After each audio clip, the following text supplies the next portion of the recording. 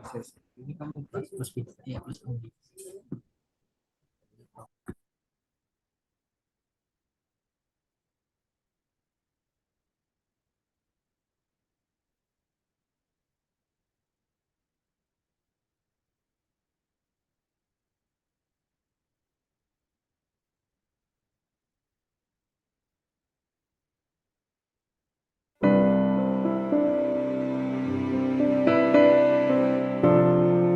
Water, the most precious resource on earth.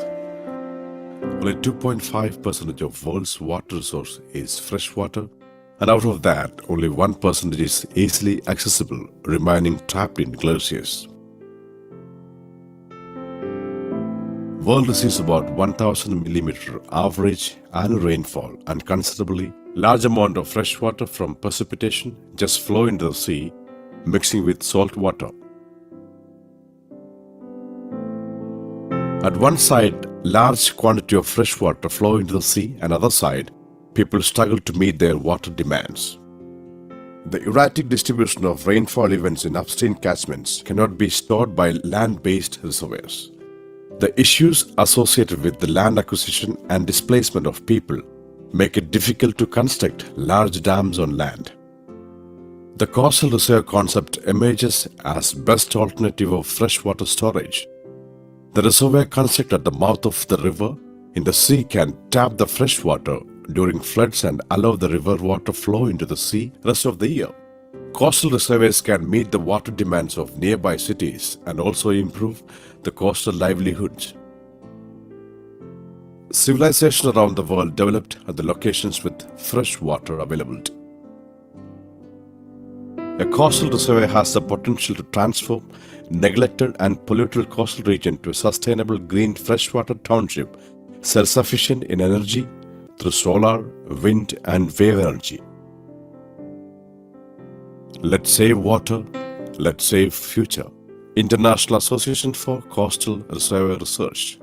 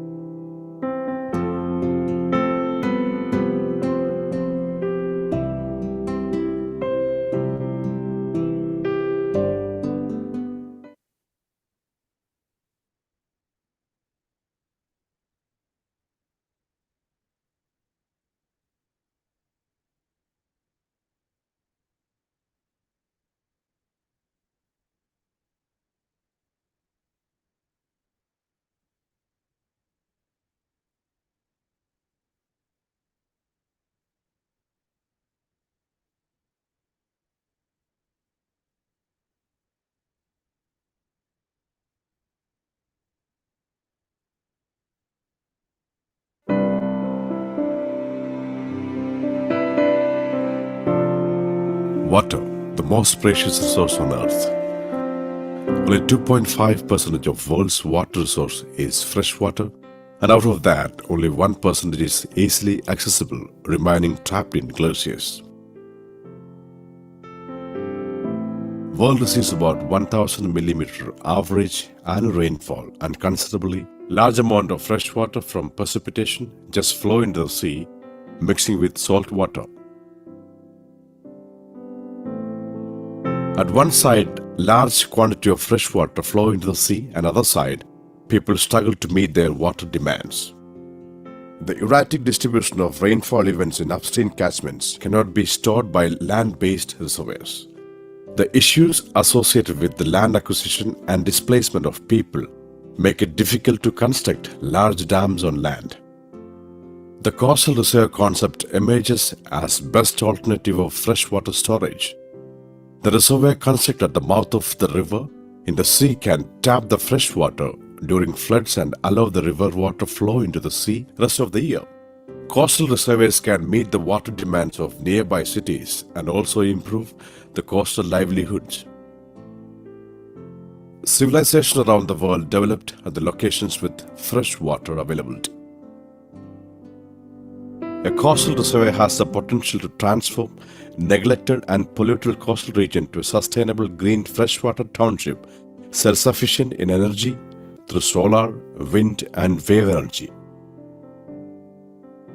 Let's save water, let's save future. International Association for Coastal Reservoir Research.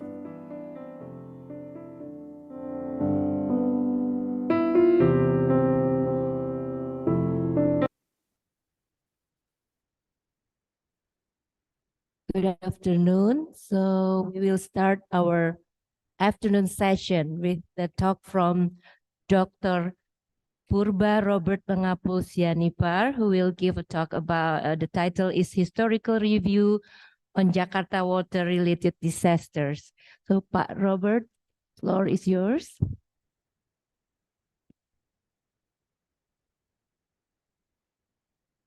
Thank you, Bu Entin. Selamat siang, ladies and gentlemen. Assalamualaikum.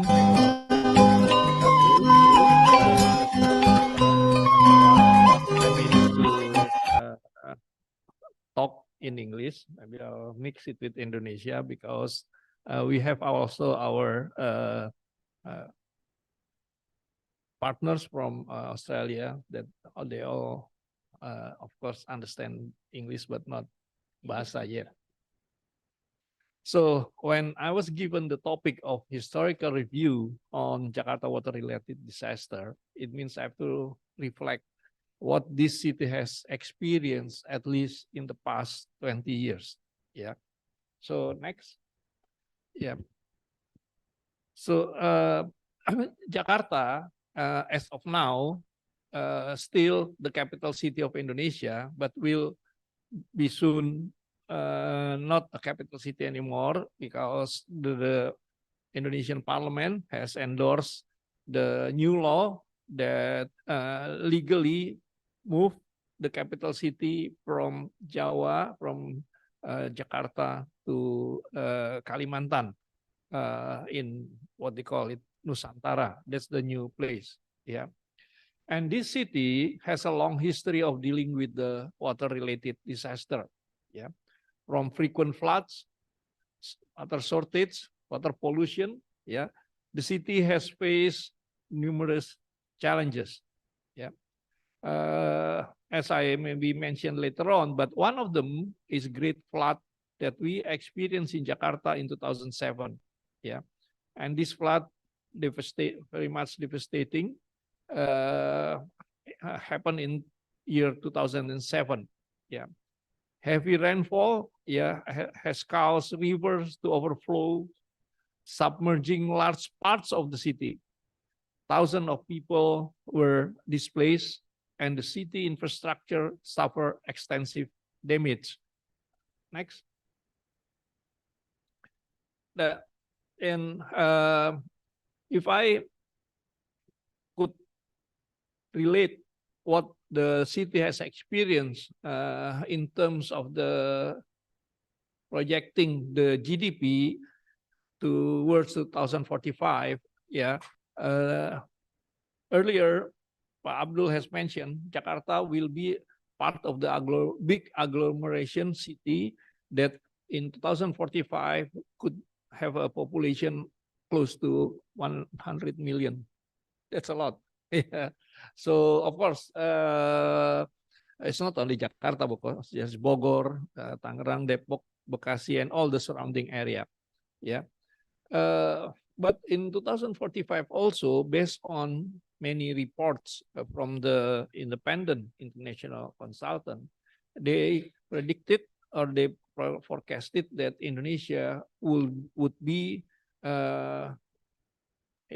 become the one of the 5th most economic developed nation in the world. Yeah.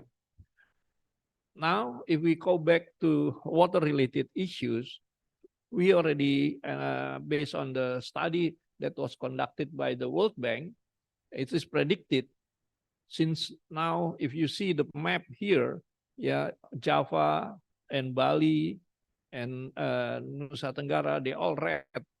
What does it mean? It means that this island already has water stress. lack of water, very much vulnerable to water crisis. Compared to other islands that Indonesia has in Sumatra or Kalimantan.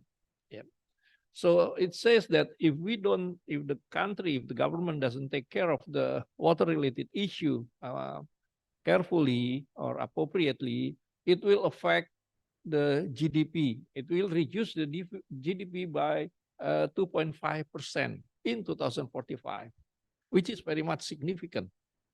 Of course, we don't want to do that. We want to have that, And such as that World Bank recommend that Indonesia must increase its water storage capacity by up to 50 billion cubic meter by 2030.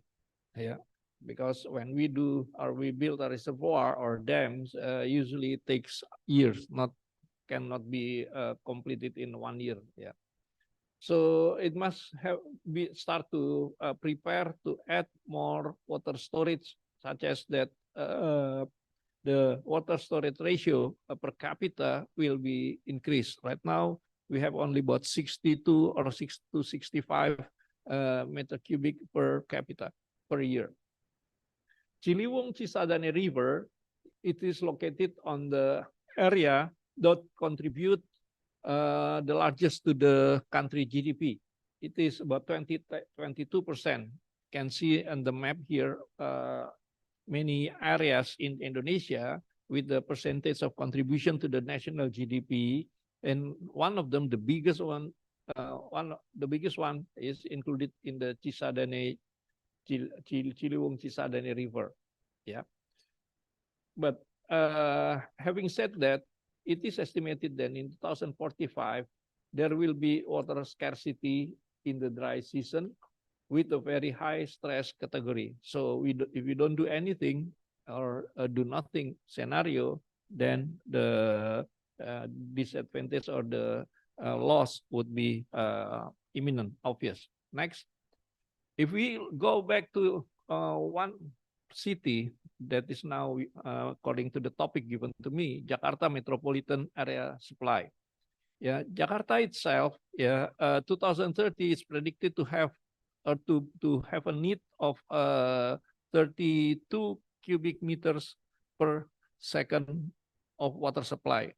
But right now, we are still in deficit. But in the bigger area, Jakarta Metropolitan Area, the demand would be to 52.96 meter cubic per second.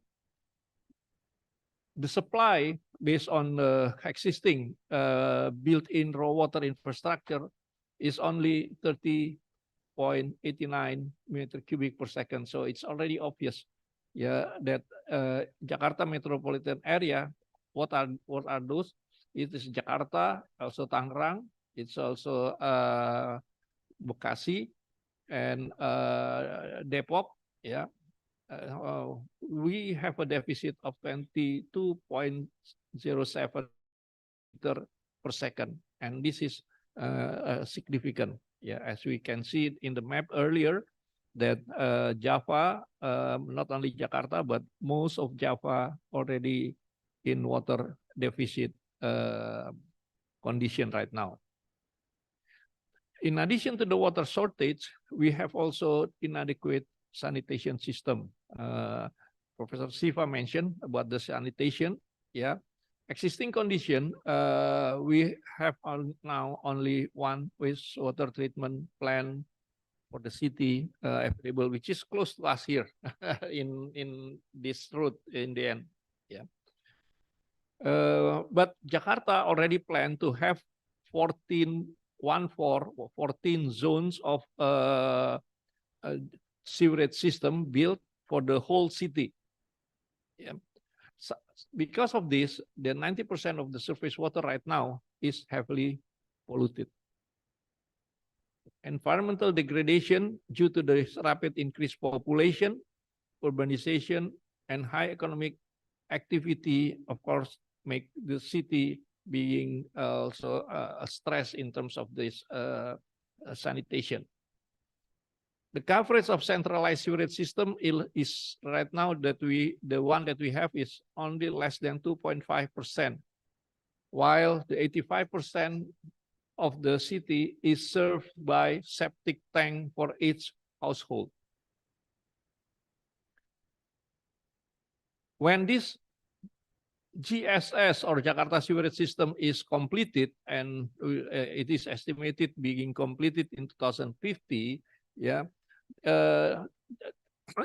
Jakarta, it could maybe manage the domestic wastewater. Yeah, industrial wastewater is still contaminates the water body when we have to take care of this industrial water issue too.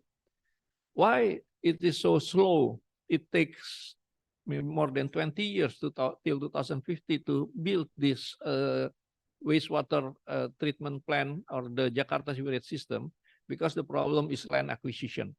Yeah, it is a problem that most of our infrastructure construction right now having a problem with.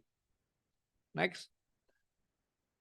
In addition to the water supply and Jakarta inadequate sanitation, the climate change also affect the next. The climate change also affect very much of the of this country, of the city. Yeah, Jakarta experience extreme floods. Yeah, with the high intensity. If we have a rainfall category, this is above 150 millimeter per day. Yeah. The map that shown over here that show what's happened in 31st of December 2019 to the 1st of January 2020. Yeah, if you see that most of the area in this Jakarta having been poured rain downfall 234 millimeter, 277, and others is close to 150 or above 150, and that's really drown the city and makes a flood happen everywhere. Yeah, and it is estimated also that the risk still be coming in the coming years. Yeah, and we have to see, if you see the graph on the right, the right corner on the bottom part. Yeah, that is the between the rainfall and the population. Yeah, the graph, the unexpected climate change really. What I mean is the unexpected downpour at a certain point because of this climate change really make the city really have to be in always a steady state if that's happen. And that, of course, the extreme flood, extreme rainfall makes the Jabodetabek area being drowned. And as you can see, this is all the picture that could be easily obtained in the media. Yeah, every river system, by the way, there are 3 rivers that flow through Jakarta toward the sea, and this every river system being flooded on that extreme rainfall that happened in 2007. Yeah. Next. Yeah. In this January 2020 extreme flood, yeah, has caused many problems. Yeah, extreme local rainfall directly correlated to runoff. Flood happened due to small catchment area. Yeah, so such as that there is no space for the water to go to the ground. And Ciliwung runoff due to the extreme local rainfall, incoming waters from Depok. So as Jakarta is located on the downstream of the area, so all water coming from Bogor, from Depok, coming to Jakarta, that in addition to the rainfall that's happened inside or in the Jakarta itself, that cause the flooding. Yeah, extreme rainfall of the entire watershed area and Krukut, Mampang cannot be handled by the river. Yeah, because of that big volume of water. The same also in the Pesanggerahan River estuary. And in addition to that, yeah, the land subsidence area and the East Flood Channel, there are two flood channels in Jakarta, in the east side and in the west side. In the East Flood Channel,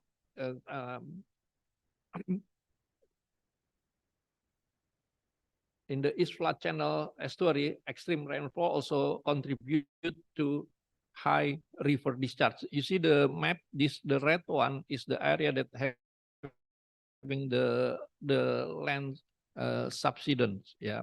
Why? Okay, we'll see about that, because this is the people, the residents try to get the water from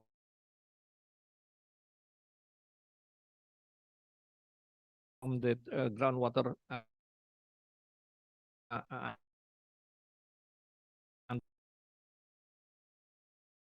underneath Jakarta. So Jakarta has been labeled,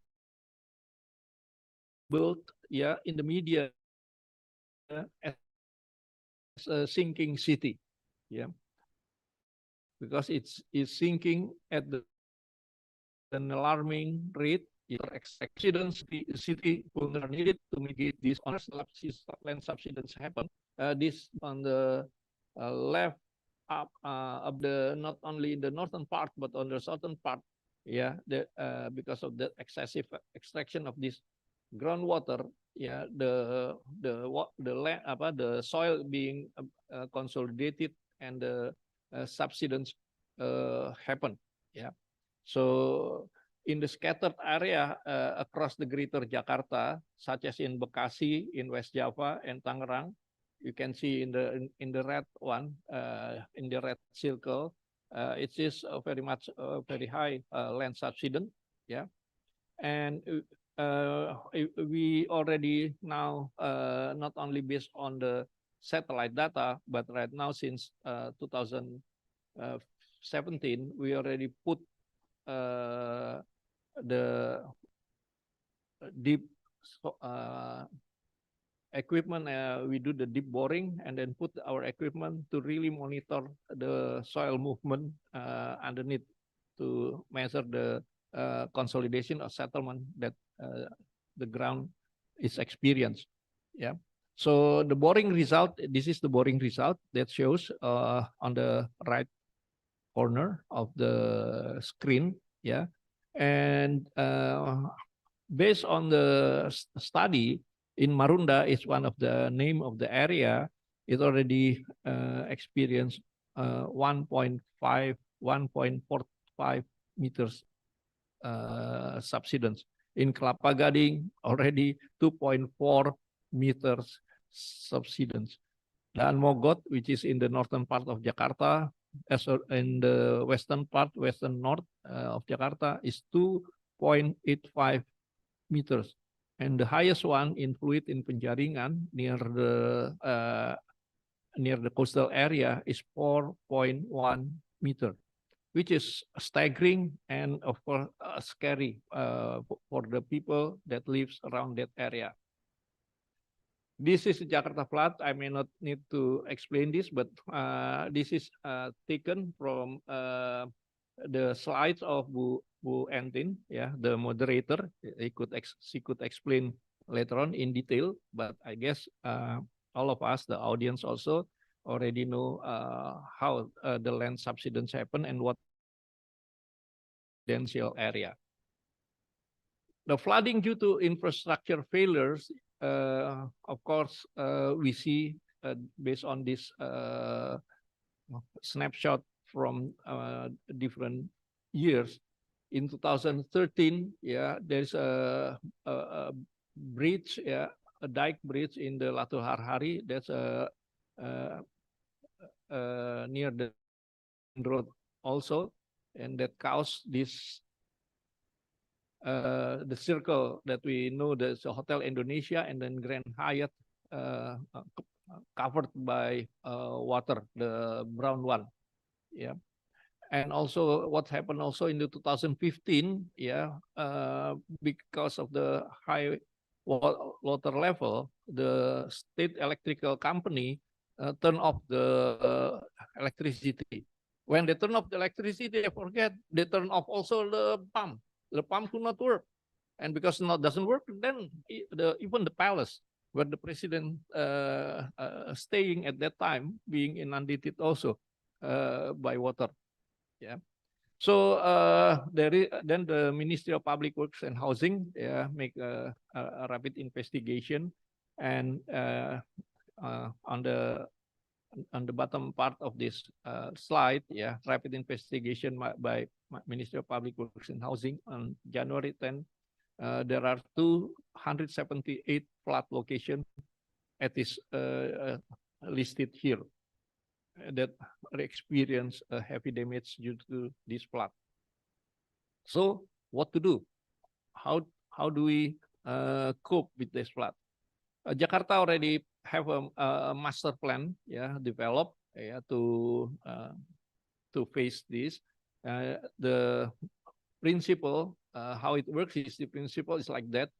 There are 13 rivers that flow through Jakarta to the sea. Yeah, there's the name of the rivers over there. Yeah, and there are two big canal. East Canal, yeah, we call it in the East Canal is KBT, Kanal Banjir Timur, and the West Canal or KBB is Kanal Banjir Barat. That's supposedly to take as a input for some of the rivers. Yeah, they've divided by two, and then take the water, the excess of water to the sea. Yeah, but still in many cases this is not enough to avoid flood. So the government put also what they call it a cut through, yeah, from the Ciliwung River. Ciliwung River, if you can see in the middle, yeah, there's a strip red dot there that would cut the flow of water from Ciliwung River to, and then make it go to the East Canal, yeah, East Flood Canal. Yeah, it's already just recently finished, I guess, in this year by the new governor. More than 5 years to complete. The former governor didn't complete it because of the land acquisition. That's the problem. That's always the problem of the infrastructure. The Sudetan from Ciliwung to Banjir Kanal Timur, they call it the cutting through, yeah, cut through. It's like you open like a canal, yeah, yeah, yeah. This I don't know, maybe can you show it? Ya, Sudetan itu yang merah itu, ya, merah yang garis-garis. Ah, yes, that one. Yeah, hopefully it could maybe take out up to maybe it says that 60 cubic meter per second, which is big enough to reduce the water that going through the river, such that would somehow minimize the risk of being flooded in that area. Yeah. Okay, and then there is also history that we can, okay, this is what we call it integrated flood safety plan in 2019. Maybe I will explain, but on the year before, but in 2019, okay, there are so many concepts, as you see, maybe I'll go first by saying this one. The history, if we say from 2012, yeah, before 2012, we have already have another several plan, yeah. But 2012 we have what they call it program Jakarta Coastal Defense Strategy, yeah. I guess Rick also, oh, he was, I mean, he was here, he left. He's involved on that, yeah. The GCDS, what we stick it for is construction of the onshore dike. There are in the several stages. The first stage is construction of the onshore dike, and then the later stage is offshore dike construction. Yeah, for this plan. Yeah, and then for that one also it includes the provision of water supply system and provision of the sanitation system. Yeah.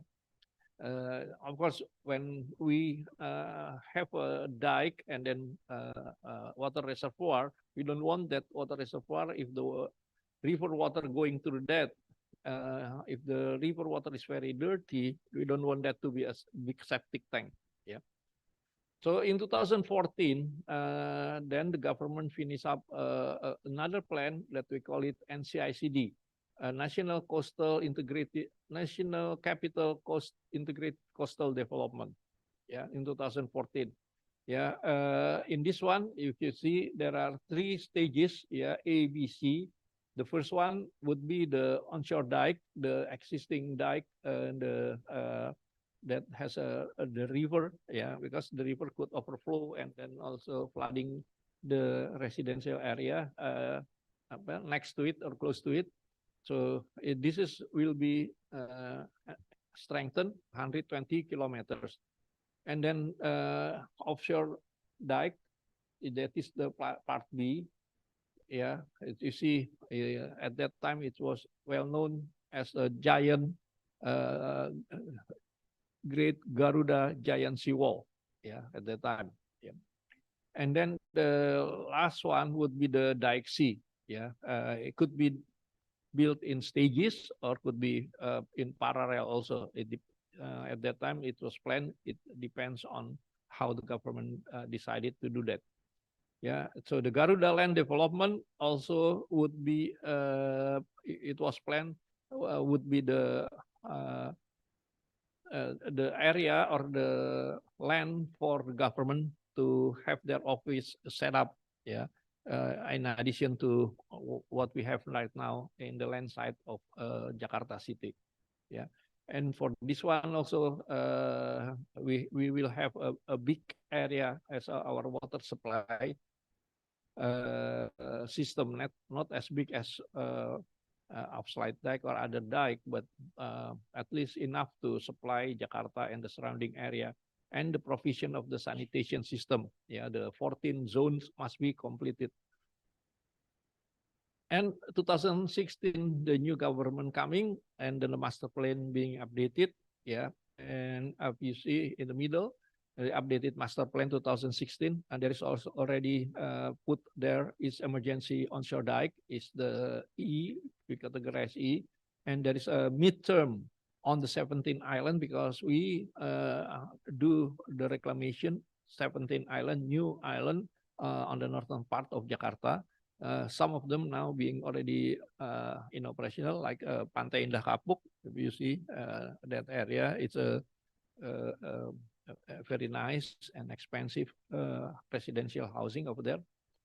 And fully offshore as an option, yeah, option O, if land subsidence continue. So it is also anticipated if the land subsidence being continued, yeah. And we also try to reduce this by prohibiting people or even industry or commercial area to take the groundwater for their use, yeah.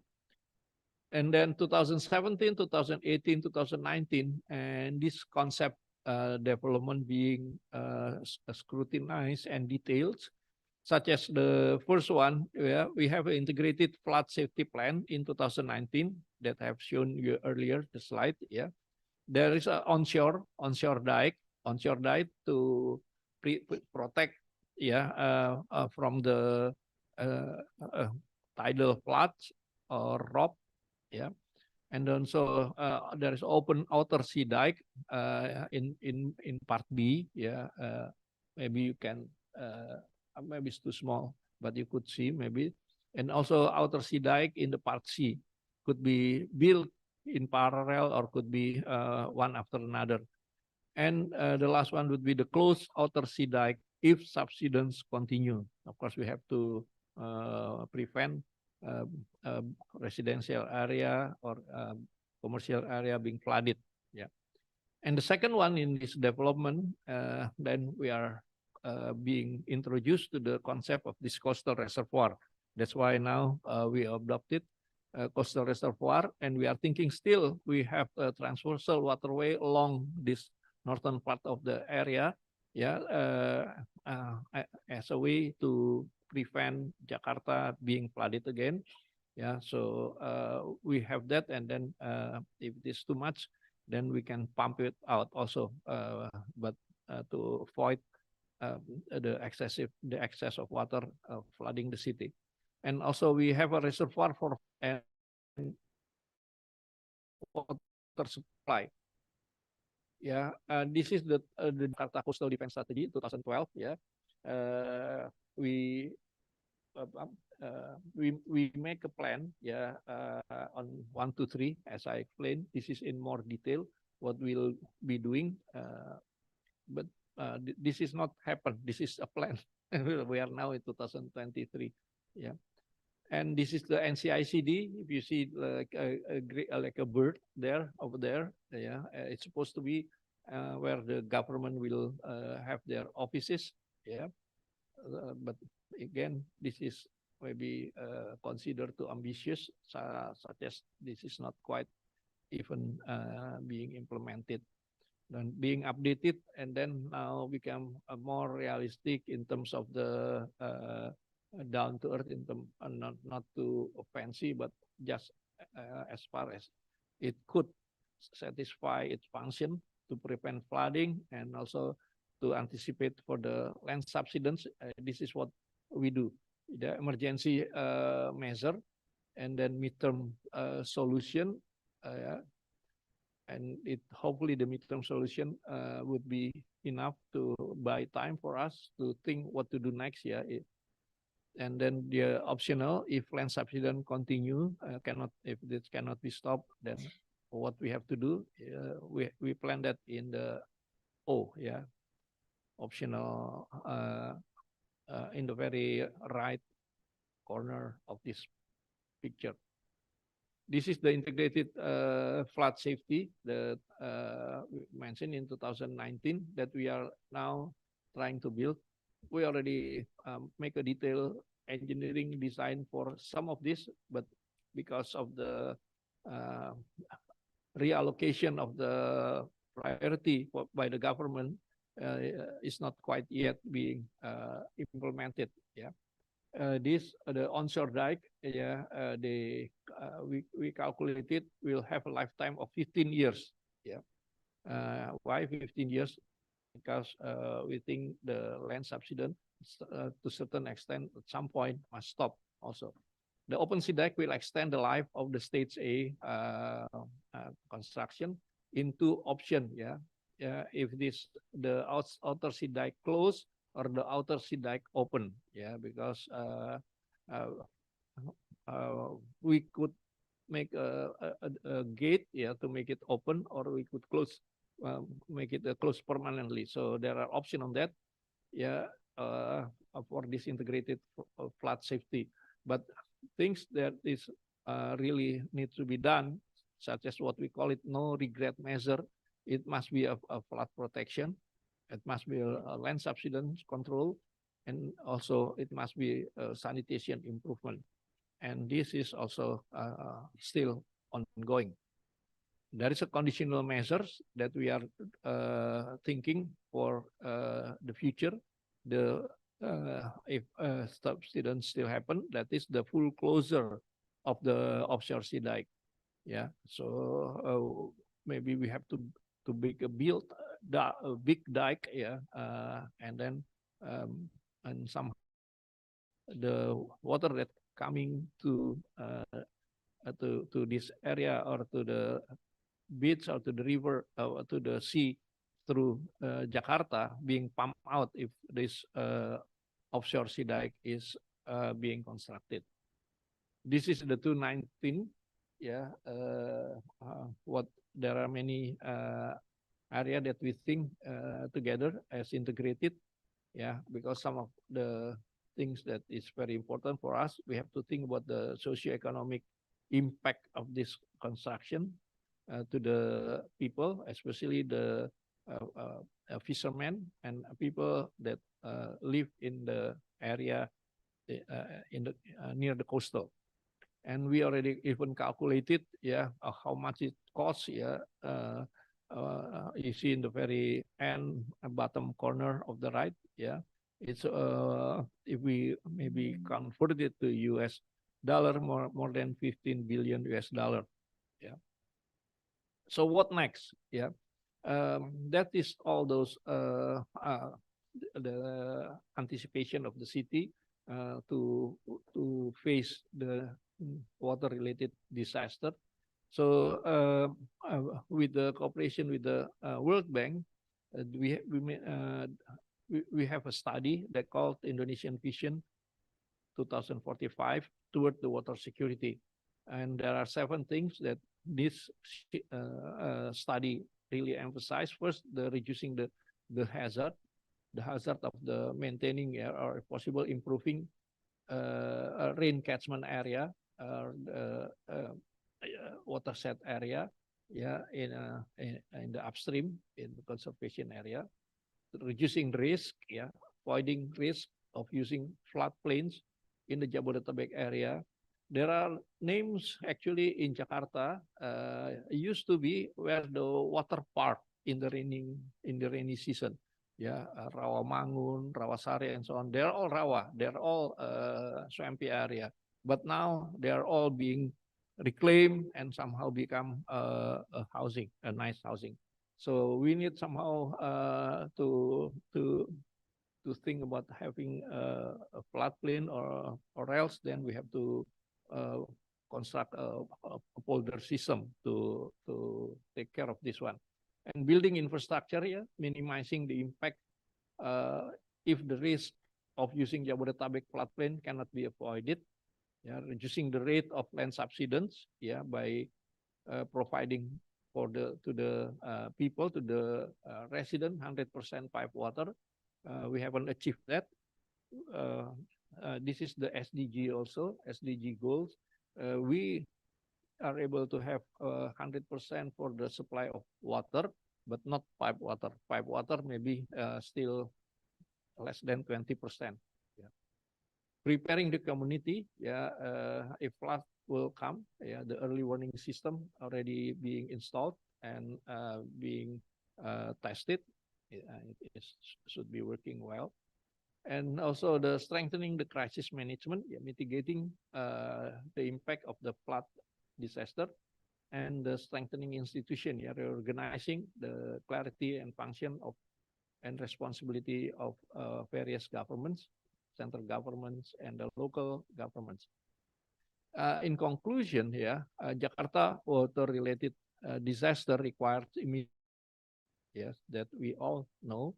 The city needs sustainable solution to address flooding, water shortage, water pollution, and sinking issues. Then we also acknowledge the collaborative efforts between various stakeholders, yeah, central government, local government, and residents and environmental organizations are crucial to secure a better future for Jakarta. And we also acknowledge that Jakarta history is deeply intertwined with the water-related disaster, yeah, from floods, raw water shortage to water pollution and sinking. The city has faced significant challenges, yeah, over the years. However, with the resilience and collective action, we do hope Jakarta can overcome these issues and build a more sustainable and resilient future. I think that's all from me. Then I now give back the mic to the moderator, please. Thank you, Dr. Robert. Thank you so much. So Dr. Robert has shown us the huge problem of Jakarta related to water. And of course, the biggest one is the flood, and then it's getting worse with the climate change. So we need to act kind of immediately to fight this problem. And thank you again, Dr. Robert. So we will continue with our fourth speaker, Dr. Andoyo Wuryanto from ITB, from Institut Teknologi Bandung. And Dr. Andoyo will talk about Indonesia's coastal reservoir for Greater Jakarta area, special constraints. So, Pak Andoyo, the floor is yours. Yeah, thank you, Ibu Entin, as moderator. Good afternoon, ladies and gentlemen. There will be similar pictures with Pak Robert's presentation, but with different purpose. Okay, Devi will help me to go through the presentation. I have about 20 pages, not much. Okay, go ahead. Next, Devi. Next, it is to record even next. Okay, this is the base map of the Jakarta Bay. As Pak Robert already chronicled in his presentation, there has been a relatively long history of coping with what happens in the Jakarta coastal area.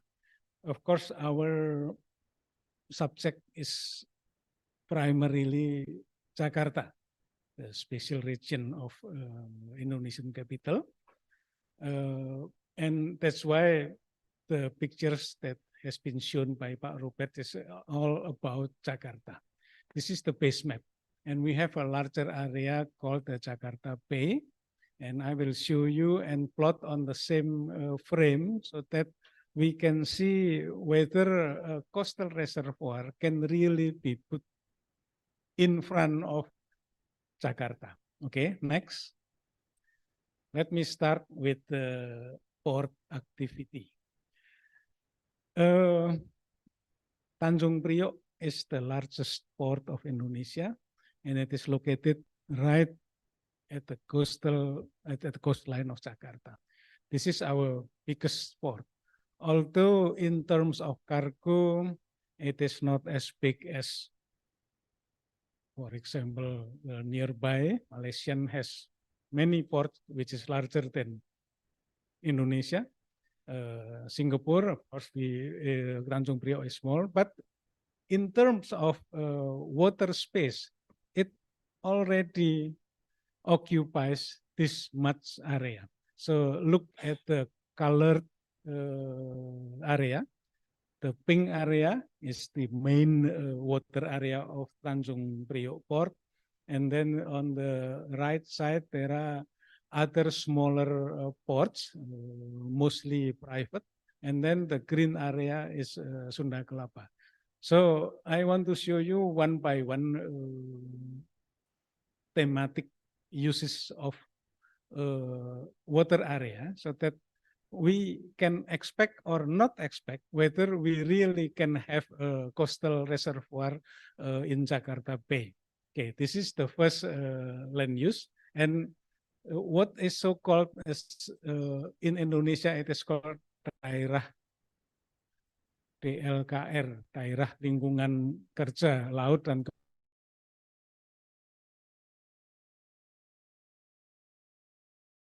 kepentingan. It's really it is for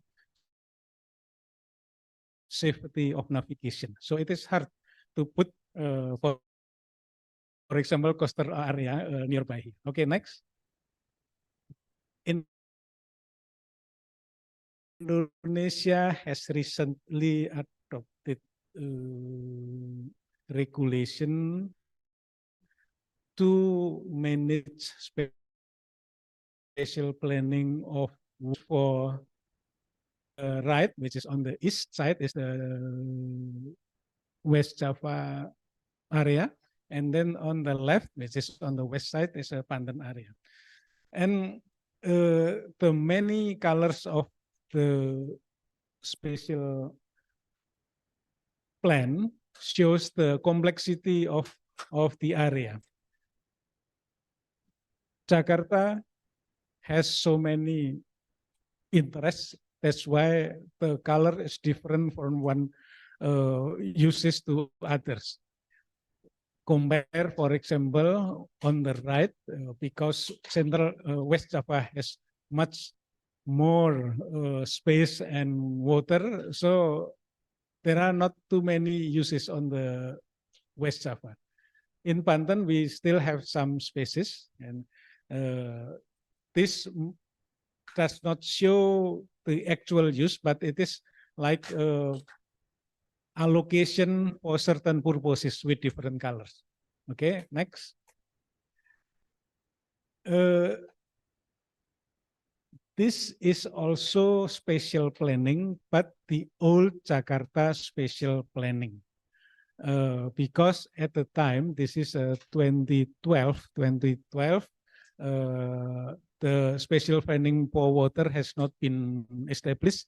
So there are no messy pictures on the water, but at the time, so it's about 10 years ago, these are the famous 17 islands, reclaimed islands of Jakarta, which up to now, it has been managed to build 2 develop property area, and then for the port, and one only a half and has not been finished yet. We can show that on the Mbak Devi, balik ke depan supaya menunjukkan ya. Nah, of these, the 17 island that has been planned in the 2012 spatial planning is only this Pulau C, Pulau D, and Pulau G, and then also the reclaimed port area here. Okay, back to, okay, this is the 17. So it is already, it was planned to be crowded. Next, we will see this only to record the actual paper of the 2012 spatial planning. Next. Okay, this is the Great Garuda that also Pak Robert showed us. We called it a very ambitious and rather unrealistic because it closes all activities here, and then it has an opening for port, and then on the other side it has another one. But the Great Garuda only deals with the west side. And the reclaimed area is intended to pay some of the development to be sold as property and so on. So this, Pak Robert mentioned this, and then it was developed as no go or regret or no regret and so on. It is the terms from the Ministry of Public Works, which I don't think many people would understand what no regret means and regret means and so on. So it has been we already left this concept long time ago because it is unrealistic. But I would like to point out that the unrealistic part is not about the development, but that this plan requires a prerequisite that the Jakarta sanitary system must be finished first. And in the last 10 years, we see no, or not no, very little progress on the sanitation. So with what we already experienced, the new concept for the Jakarta coast is to adopt the second generation, and I will have some pictures to show how we deal with sanitary.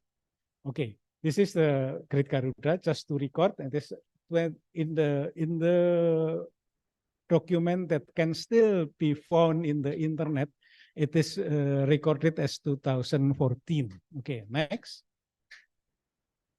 This is Pak Abdul. Sorry, I don't want to offend you, but this is the the dream of Bapenas to adjust. I called it adjustment to the Great Garuda because it already envisioned the coastal reservoir, but also it's. I think it is more ambitious than the Great Garuda because it covers the whole, almost the whole Teluk Jakarta, Jakarta Bay. So when we try to make a engineering calculation, we were puzzled because how to start. And at the time, this is from your paper, Pak Abdul. So I tried to have a solid reference, and it is from it can still be found in the internet. So this picture came from that paper. And then when we start at the time, the 17 island was still on the table because 2019. So but the difference is that the Pak Abdul teams I mentioned as a diligently invited many stakeholders to talk about this. So the plan developed. Okay, and I will show you next. Okay, next. Okay, now after showing those pictures, this is the interim conclusion. Jakarta is the name for the city, but also the bay. So I would like to separate DKI. DKI is Daerah Khusus Istimewa. It is the capital administration area DKI in Indonesian. The DKI is part of the Jakarta, but it's very crowded. I showed you in the several pictures there. So there is little chance to find water area in the capital river mouth. Why river? We need river to supply us with fresh water, non-saline water, as mentioned earlier this morning. To build a coastal reservoir without conflict with other interests. There are so many interests, even among port authorities from the same ministry, they have conflict. So imagine that we have to conflict with other ministries or institution. So we try to find nearby venue which says river, of course, and then less crowded coastal area. Then we found it in Cisadane. So next. I'm sorry, the big Bapenas initial plan has to be reduced much smaller here, but Pak Robert mentioned this as more realistic, Pak Robert. Okay, so this is the latest design. It may or may not be considered by Shuking and Siva later on because you have not to this stage yet. Okay, so this is the latest form, but I will show you next. Okay, bigger and bigger. Next again. Next again.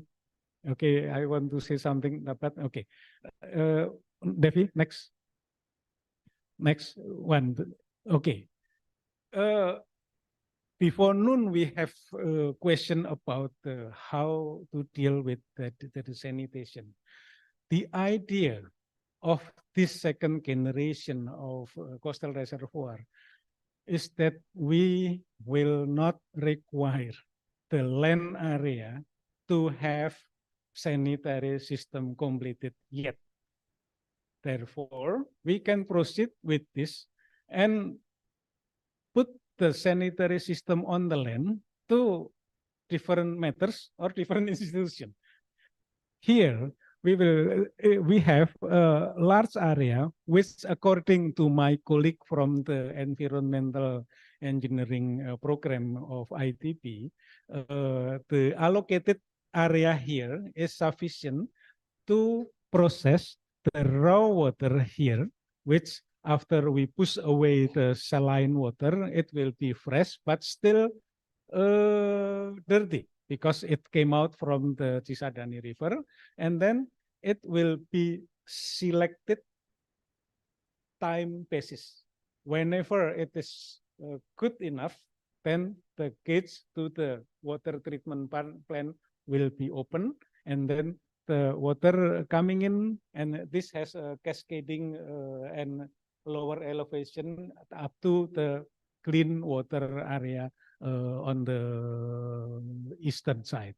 Okay, so this is our answer to the problem of the sanitation on the land. But again, as I admitted to Siva and Suking, right now we have only pictures. So if just like a developer, we have a brochure, nice brochure, but we have no calculation, or the calculation is still very rough. We have an estimate very rough and so on, but we have the concept in the form of pictures, and we will use your collaboration to put more material so that next time Pak Abdul talk to Ministry of Public Works or to President and so on, he has more material, more credible material to sell this idea.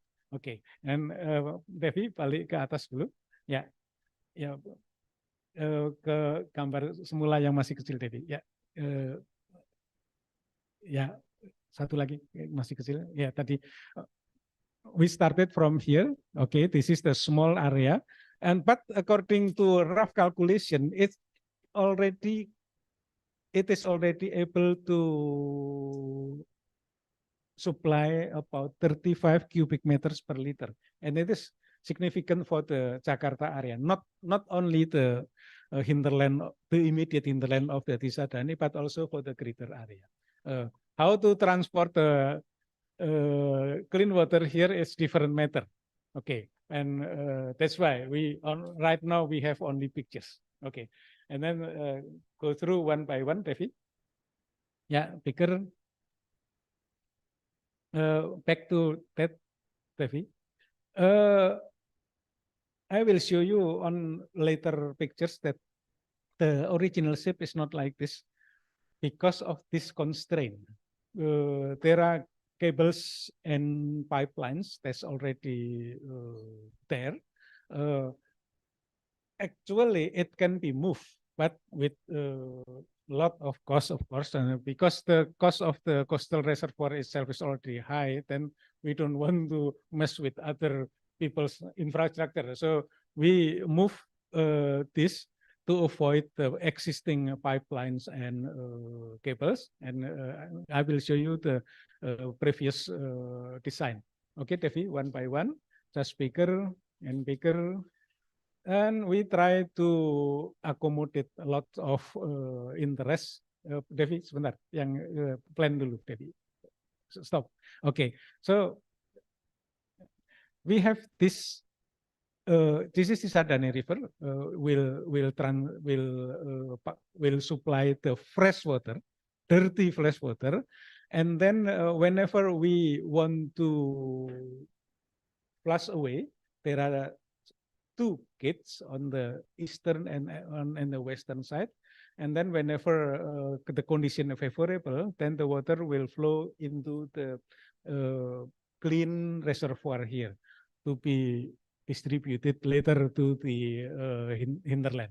And this is the development area, same as the Great Garuda. It is meant to pay partially the cost of the development, and then because we will affect many fishermen and we provide more much better facility for the fishermen in the future. That's the dream. Okay.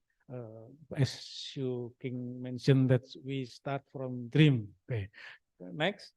Okay, we already show this. Okay, next. Okay, this is the conception of the water gates, and then on the background is the development.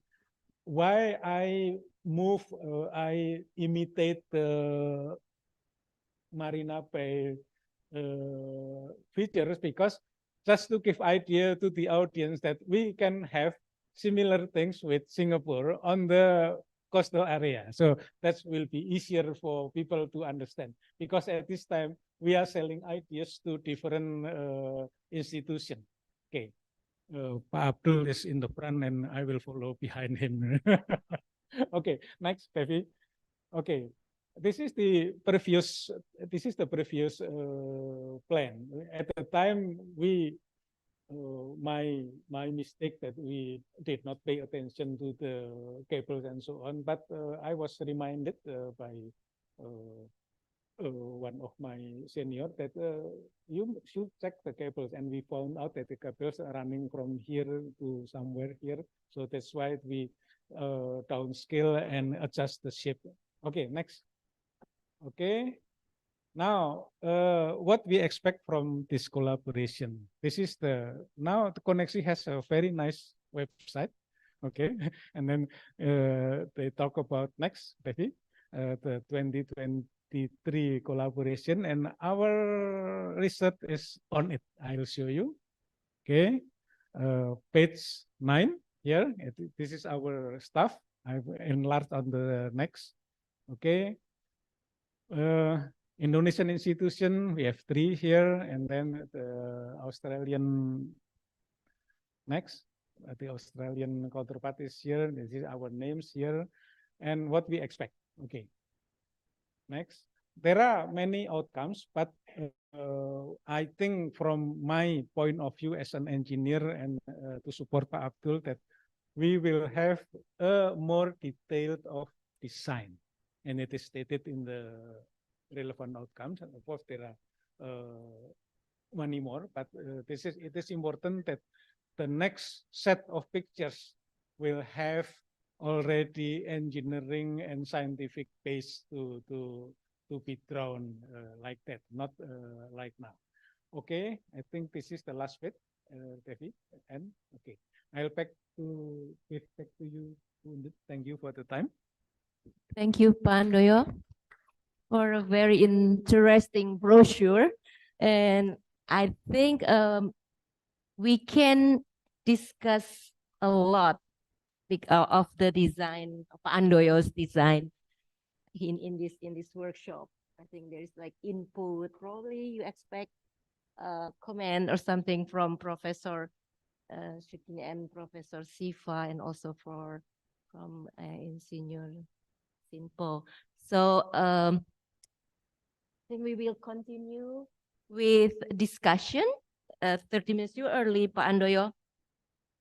I think two, and then we discuss first, and then we continue with Pak Simpo. Or do you want to get 3, and then just continue 3? Our last speaker, and then we just discuss after that. It would be okay. All right. So our last but not least speaker, Insinyur Lin Simpo from Malaysia. He's going to give a talk about the coastal reservoir development in Singapore and Malaysia. The floor is yours, Pak Simpo.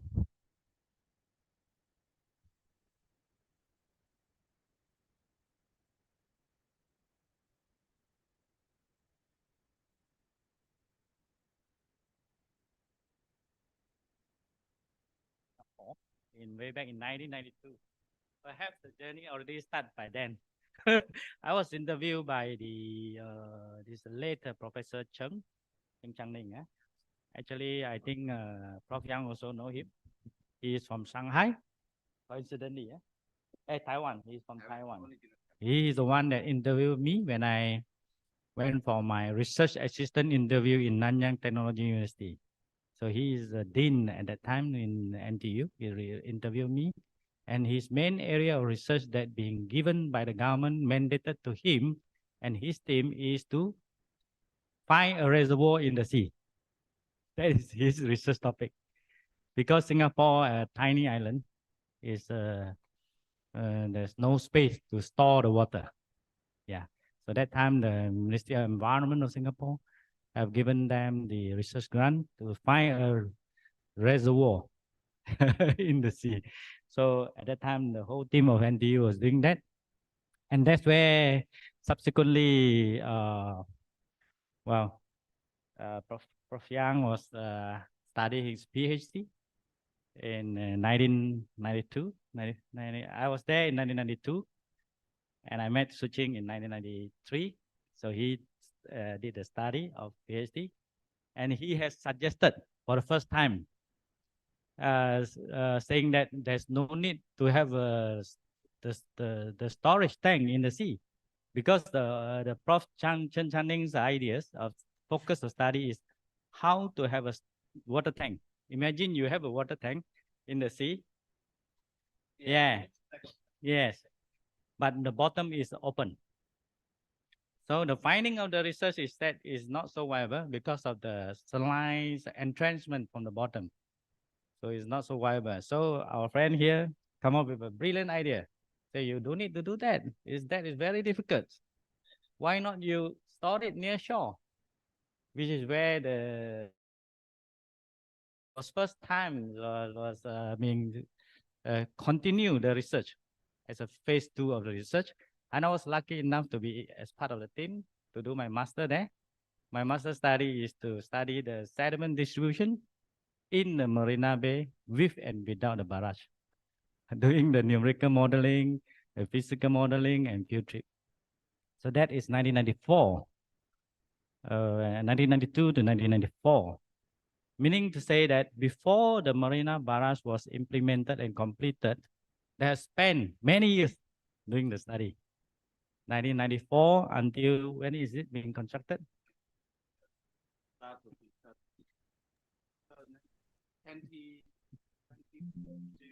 07, something like that.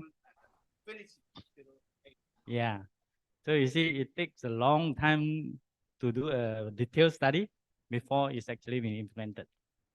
Yeah. So that is the history. It's already started there. Then where subsequently, my lecturer, we are from the same lecturer. Same lecturer, they call all the students back to the university, sharing their experience. That's where our friend enlightened me by saying that we are not short of water. We are actually short of storage. That actually enlightened me. That's where I went to UOW to sign an MOU in 2015 to promote this concept in the region. Because all the time we have been brainwashed. So by many venues saying that we are short of water. Actually, we are not short of water. The data showed us we are not short of water, but we are short of storage. Yeah, so that's where the story continues. Now we are in Jakarta. Right, so next. So you see some comparison in terms of Singapore. Of course, Singapore is only a very small island with a size of 334 km². The population, very high population of 6 million. Very high water demand of close to 2,000 or more. Malaysia is 450 larger in terms of land size. Our population is only 34. So it's still relatively a small population area, but our water demand is high. Well, partly because we also use it for irrigation, yeah? Irrigation, 75% almost is 60% or so is go to irrigation. Indonesia, of course, is much larger compared to Singapore. Is 2,578 times larger than Singapore island. So you have a large population, and everybody is looking good at Indonesia being one of the largest, one of the most, what I call it,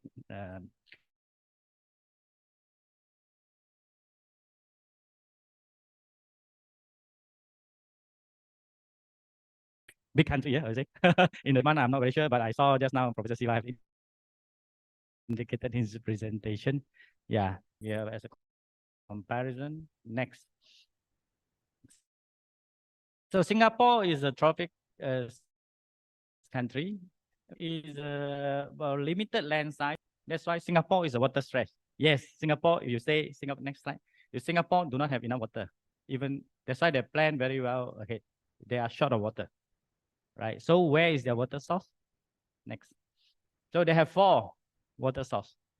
Water from the local catchment, where they start with the Marina Bay at that time. The idea is to use the water in the Marina Bay for cooling purposes. Yeah, not for water resources at that time. the earlier intention is for cooling water, because the cooling water also using a lot of water. So subsequently, when they find that this water is up to the raw water standard, they start to harvest. And that's where subsequently I show you the map. They have barraged out all the 17 river mouths for the harvest, trying to harvest the, if possible, every drop of water fall into the land. So they have imported water at the moment still. Quite substantial amount of water are imported from Malaysia, because that's where the transboundary collaboration come in. So Malaysia, in a way, yeah, has been under the agreement with Singapore governments, yeah, supposed to supply the water to Singapore until 2061. For that amount of water, 200 million gallons of water per day. So in a way, we ensure the sustainability of the development of Singapore, and in return, many of us was benefited while working there. Actually, my nephew, niece, almost like 80% are working in Singapore. Because of the success of Singapore, we are benefited in return. So this is a mutual benefit. So this is a good example in the world case that a country in a collaboration manners, a win-win situation. Yeah, a win-win. So we, the richer the Singapore is, the more beneficial the Malaysian is. So we also hope that Indonesia will be prosperous, all right? So we will also be benefited. Yeah.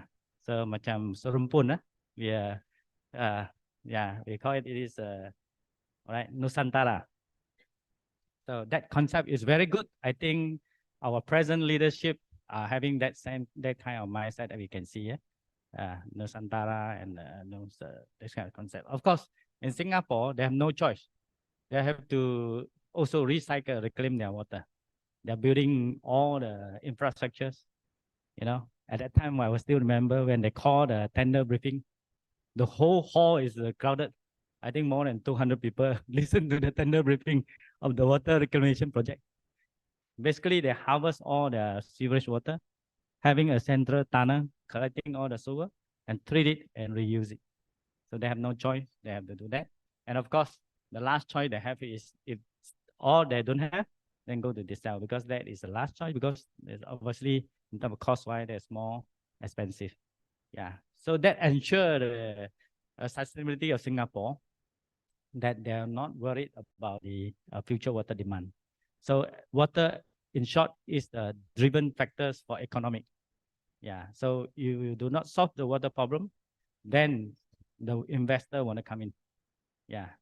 So that's why the good example in the this Shanghai one, they are no worry about their water supply, even until 2050, because the scheme is sufficiently enough. So it's the right time for Jakarta to start planning of what have shown by Dr. Andojo.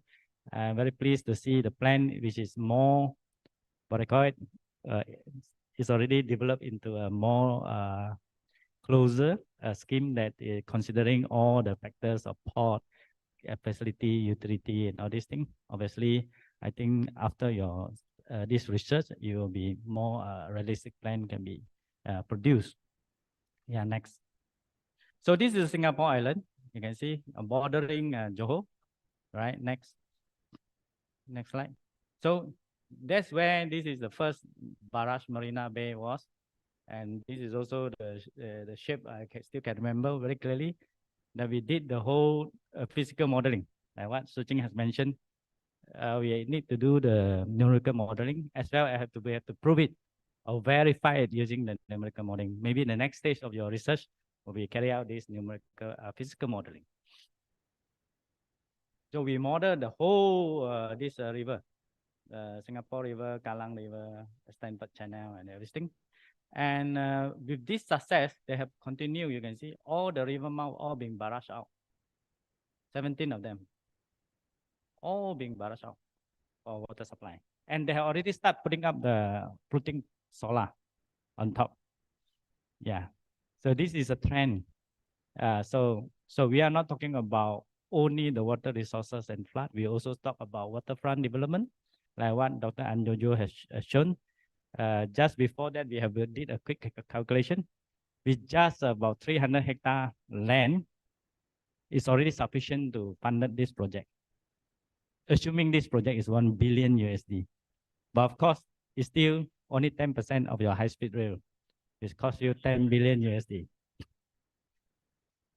So, wow, I'm very pleased to be involved in this project because our objective is to benefit millions of population, right?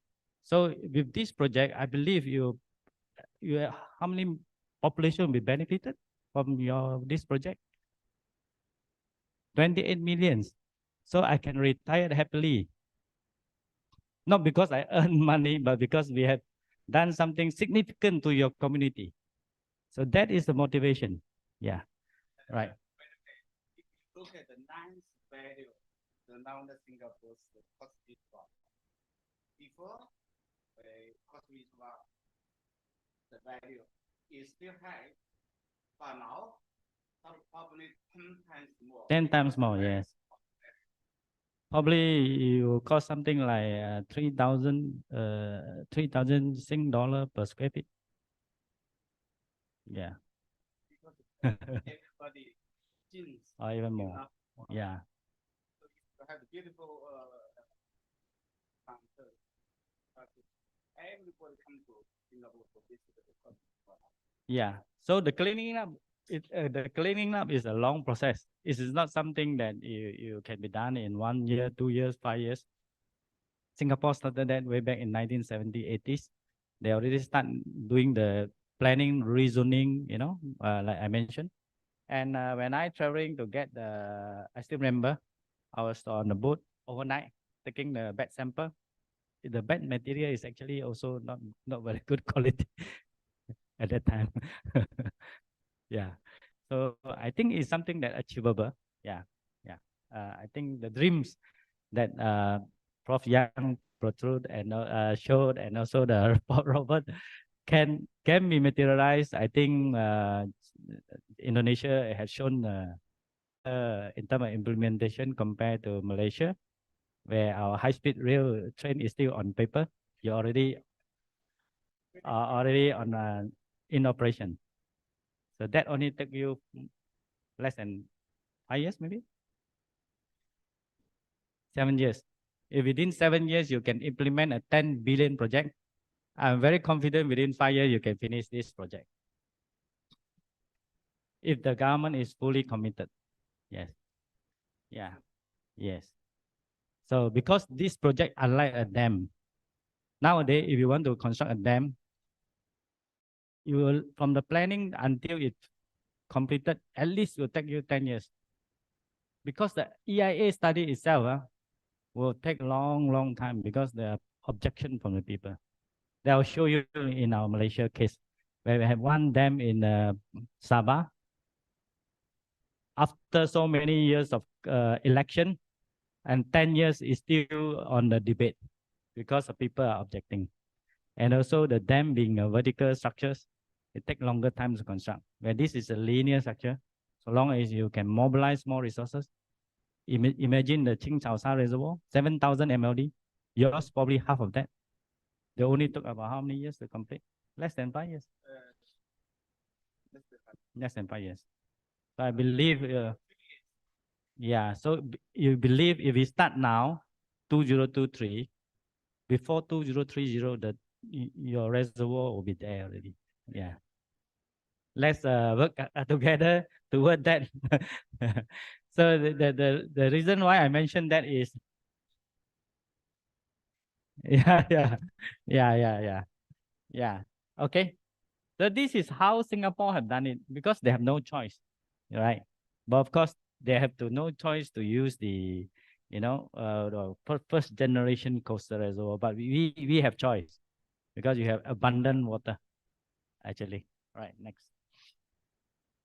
So this is the smart way, they call it the smart PUB roadmap. And they will start talking about drainage. They also harness the storm water, right?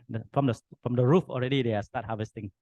And then, the storm water, a smart plant as well, water grid, they're having the water grid, and also the operation support, smart sewer grid. So everything they have already, whatever means, because they have no choice. They have to do it to make sure that, the Malaysian doesn't threaten them to stop the tap. But Malaysia, of course, won't do that lah. But because it's part of the, safety and surveillance. They have to ensure the water security part. Yeah, next. So statistics shows in terms of this is also again in this book. That's why I say this is not very expensive, 150 USD only. A lot of information can be found. 5.6% only you are using. But in Malaysia, the case, including all the water that's stored in the dam, we only use 3.5% of the available water to us. Yeah, some of course went to evaporation, some went underground, and about 75 to 80% actually discharged to the sea during the monsoon. Yeah, so that's where we have sometimes too much water, sometimes too little water, and of course most of the time we have dirty water. Same issue. Next. So Malaysia actually is there are a lot of water sufficient enough to build the coastal reservoir. Next. Yeah, so this is the demand curve that we did from a national water resources study 10 years back. So there will be another study Malaysia every 10 years we have this water resources study. So based on the latest condition of the developments, sometimes 10 years a lot of things can happen. For example, in Malaysia, nobody expect the Johor side so much of development coming up. So it did happen.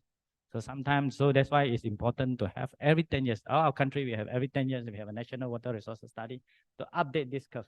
So based on this curve, at the moment, we are about here, 20 over 1,000 MLD. So we expect by 2050, we need about almost, so that's where we have to start planning. And every 10 years, in the planning, we also recommend the government the necessary scheme to be implemented. Which one is the priorities? So we prioritize, the scheme, and also with the cost estimate, how much cost, so the government can plan ahead to get that budget for implementation. Yeah, next. So this is the figure that published by our irrigation department. So you see, we have peninsula in Malaysia. We have peninsula, then we have Borneo side, where Sabah and Sarawak. So we have so much water, total of about 496 billion meter cube. And this is only what we need, considering all the domestic, industry, agriculture, energy production, environment. This is only how many percent? There are a lot, can be utilized. So that's why we are not short of water in Malaysia. Next. So is it short of storage? So now the problem is how to create this storage, right? Yeah, how? So next. So, and then of course, water quantity, there's no problem at all. Now we have to think about the water quality. Next. And in terms of storage, we have options. Like dam in Malaysia, we have, through the developments, we have built about hundreds dams so far for various purposes, either for energy, but I think in Indonesia, you have much more, right? Maybe you have how many? 1,000? Yeah, so, but then we are lucky enough that we are not so much affected by the earthquake. 350. Yeah, large dam. But in Indonesia, you have to worry about the earthquake, right? In Malaysia, only Sabah have a little bit feel about 2.5 degree kind of movement. But in Indonesia, obviously, dam is, yeah. And then even in Malaysia, without earthquake, already the NGO is giving very high pressure. And basically, it's very difficult to do a dam in Malaysia now, even now. Of course, suitable dam site is another issue. But even with the suitable dam site, it's not easy because the NGO is very strong now. And also, we start to promote we call it off-river storage, meaning to say that because Malaysia, we have a lot of mining lakes that are left behind that's not used and the value is low, right? So that we can convert that mining pond, become our water resources pond, and some used for flood mitigation. Yeah.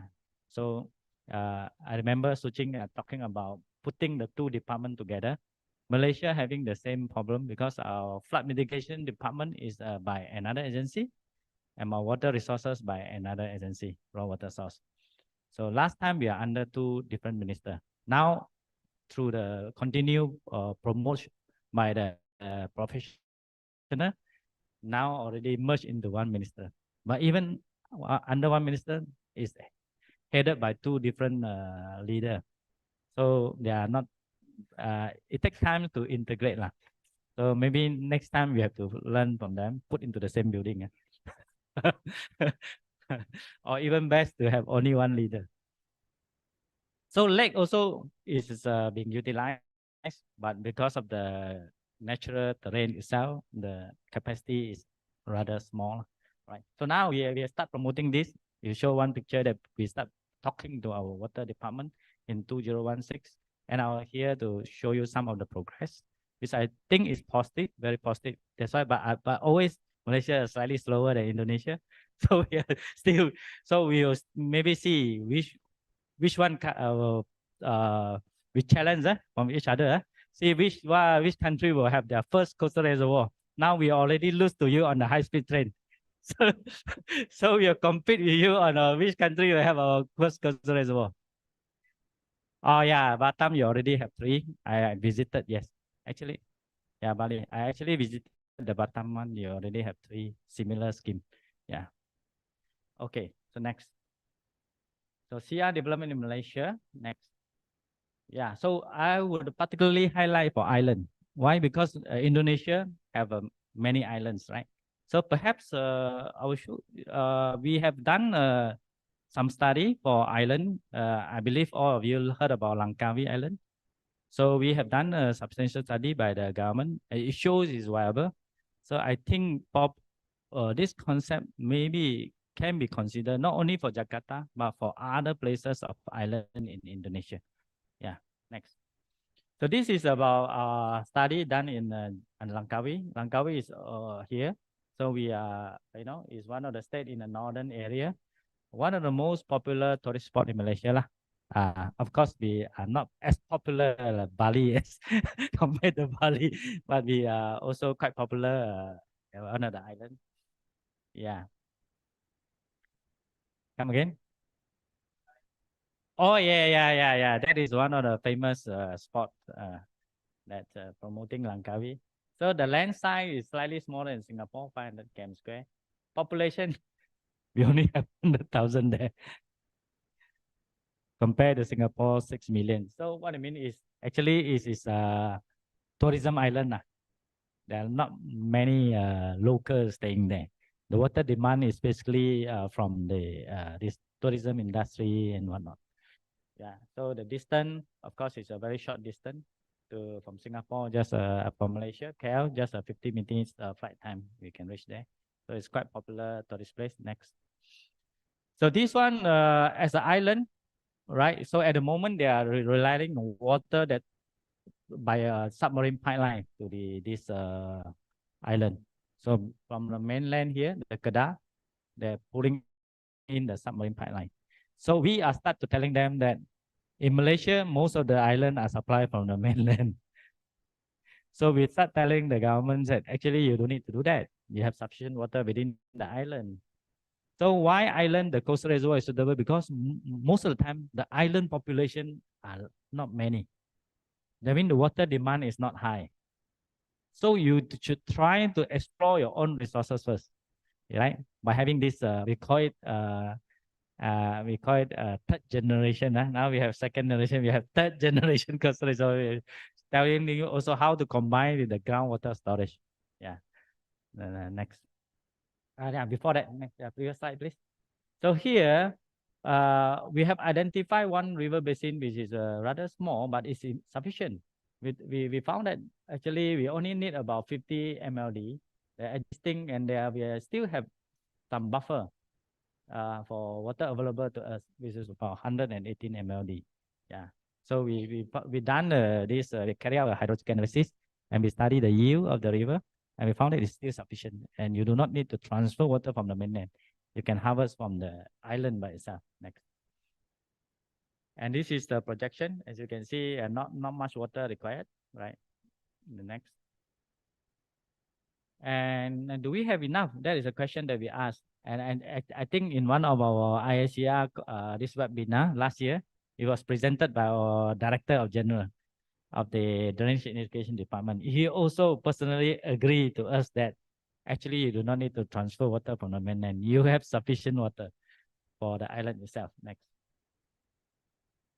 Next. So this is the water availability study. Yeah, we find out that from the various computation, it shows that we can actually store this amount of water in this area. Next.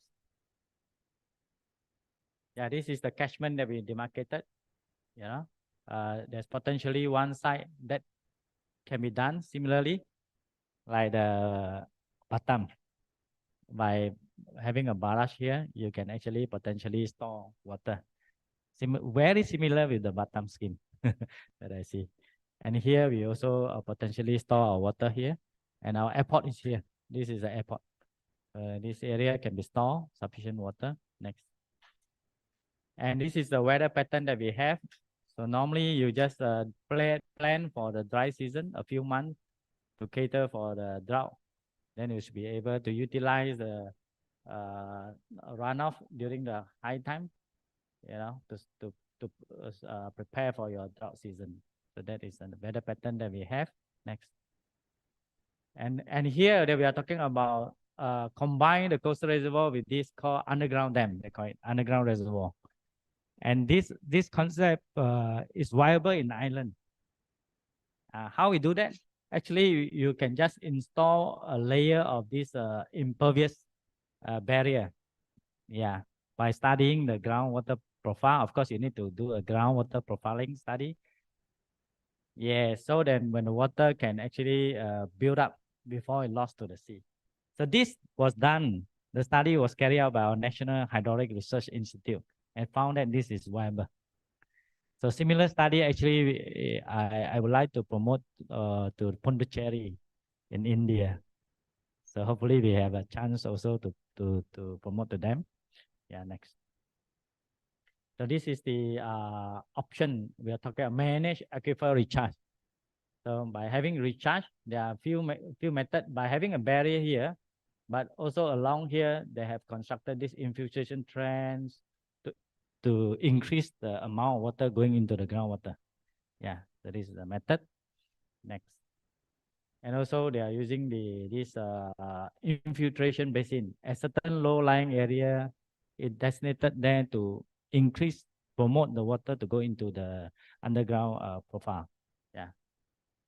Yes, next.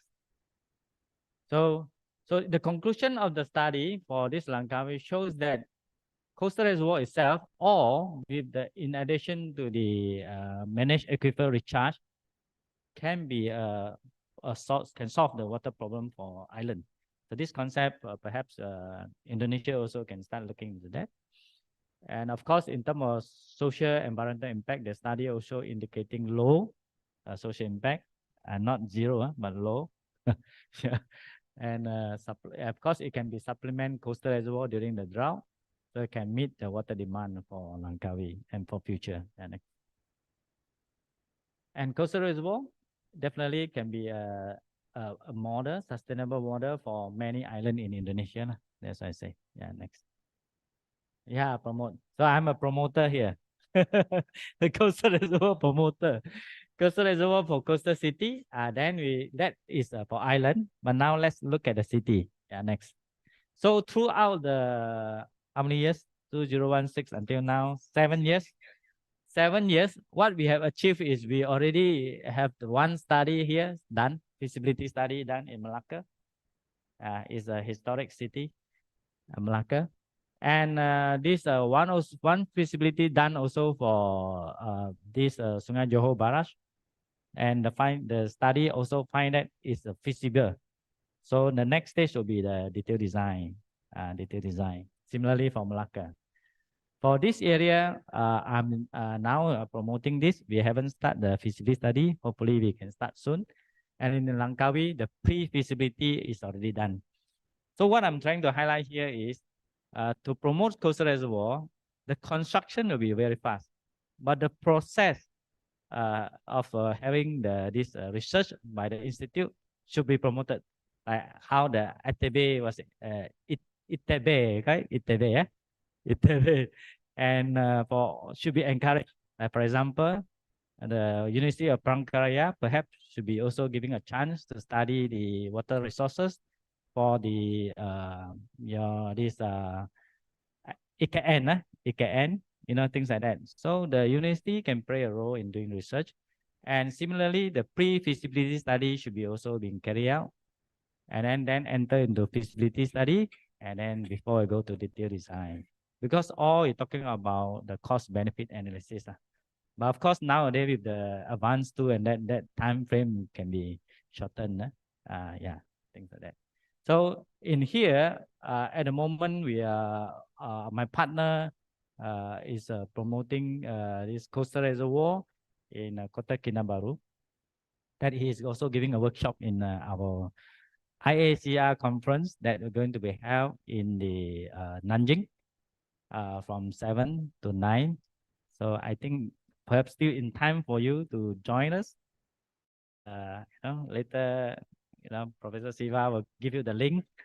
You can join us in the conference, and there will be a visit to Ching Chao Sa Reservoir that you can witness yourself. Sometimes seeing is believing, yeah. So, and here we also in the Sarawak, we also promoting one. So as for now, why this area? Why? Because against the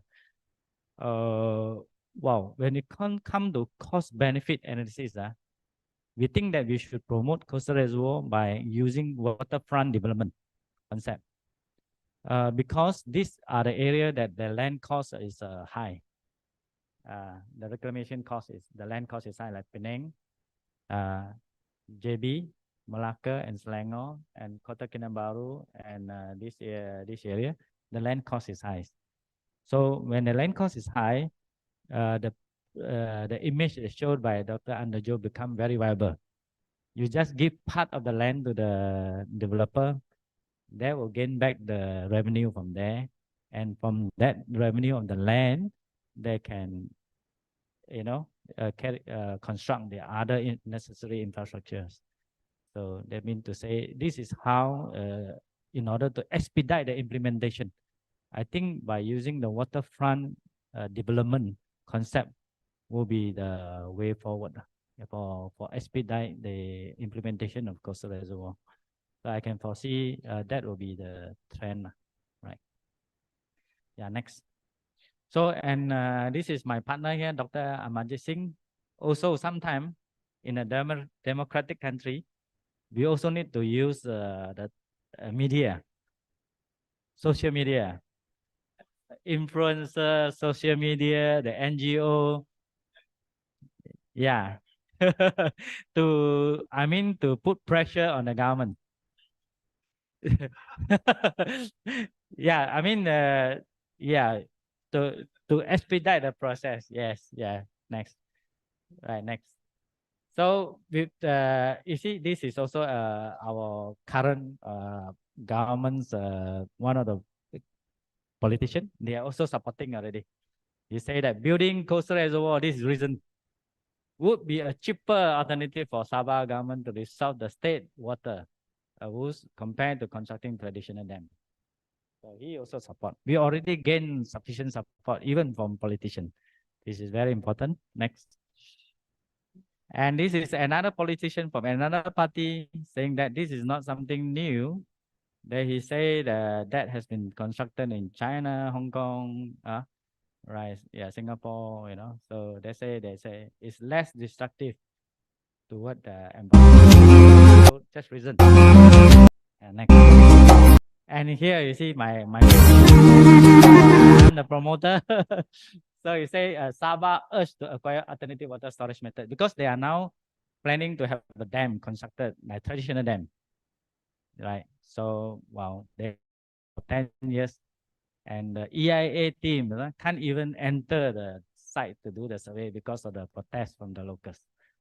Yeah, because the local will lost their ancestral land, things like that. So this is in Chinese. It's a similar meaning, right? Next. So yeah, this is the protest from the government, from the NGO on the traditional dam. Yeah. Next. So yeah, sure, we already have our largest greenery area in the northern part, doing also the feasibility study to supply water for irrigation. Yes, because there's new species that can tolerate certain amount of salinity. That actually from the finding from the researcher from China. What is the name? Yen Nongping. Professor Yen Nongping is one of the famous researcher that contribute a lot in the paddy planting. Even our Malaysia, the species that having the higher yield is from him. Yeah. Well, of course, he just passed away 2 years ago, right? Yeah. So he has done this research and already harvest the paddy that can tolerate certain amount of salinity. Yeah. So that is you know, the coastal reservoir has been also studied by our National Hydraulic Research Institute for the biggest greenery area in Kedah. So yeah, so that is also another very positive development in Malaysia. So yeah. Yes. Yeah, next. So the CR for industry, obviously we also look at that because we also realize, like what I say, water is a driven factor.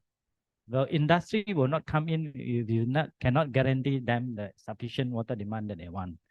So industry so most of the industry is near the port because obviously they want to be sited as long as nearest possible to the port facility, meaning coastal area.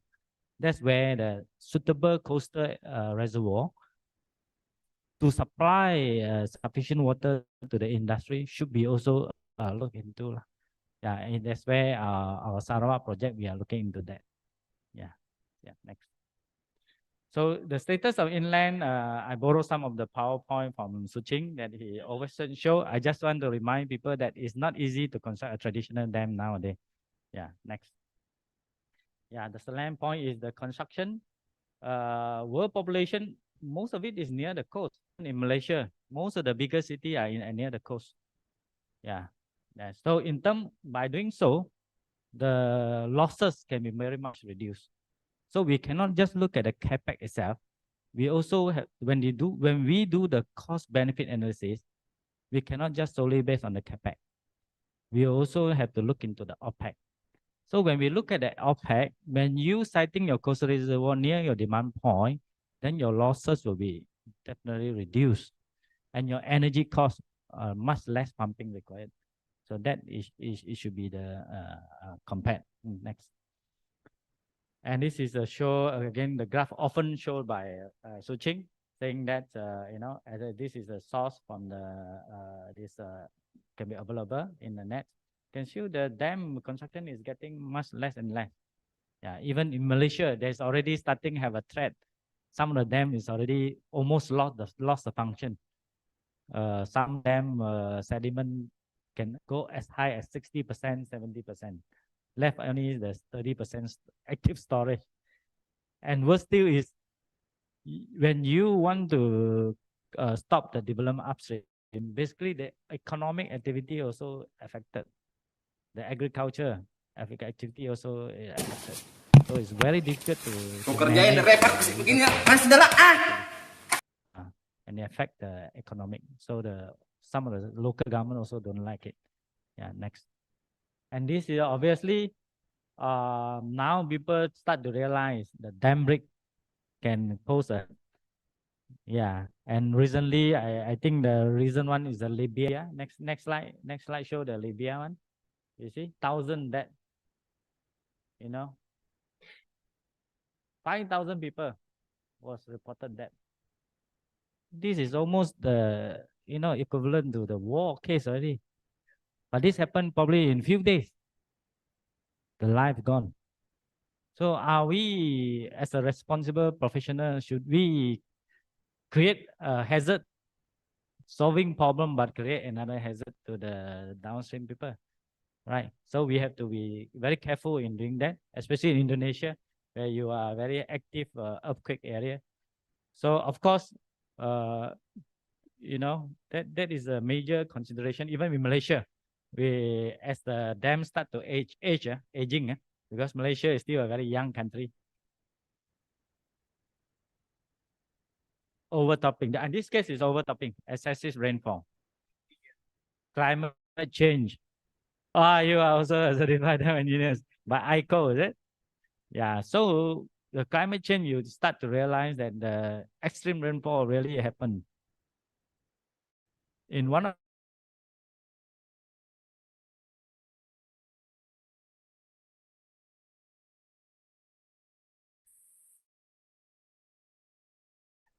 and we have 100 mm a day, highest ever recorded. Yes, yes. You are not designing for that, but you can't imagine that will happen when you are designing. Yeah. Less risk, because why less risk? I think in one of the newspaper cutting also we say that it's also potentially create a barrier for tsunami. For example, you protect your coastal zone by barrier of this reservoir. Yeah. So yeah. So that is the thing. Yes. Now the insurance companies say because this is a man-made flood. You open your gate and then flood people's houses. I don't want to pay.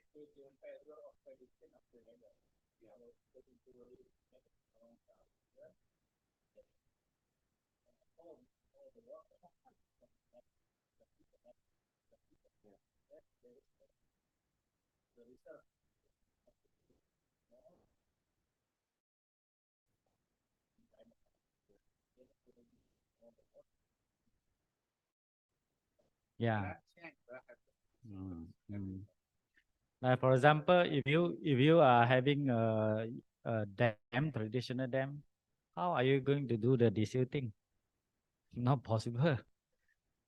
So deep inside. But in our coastal reservoir, you can design it. Ah, yeah.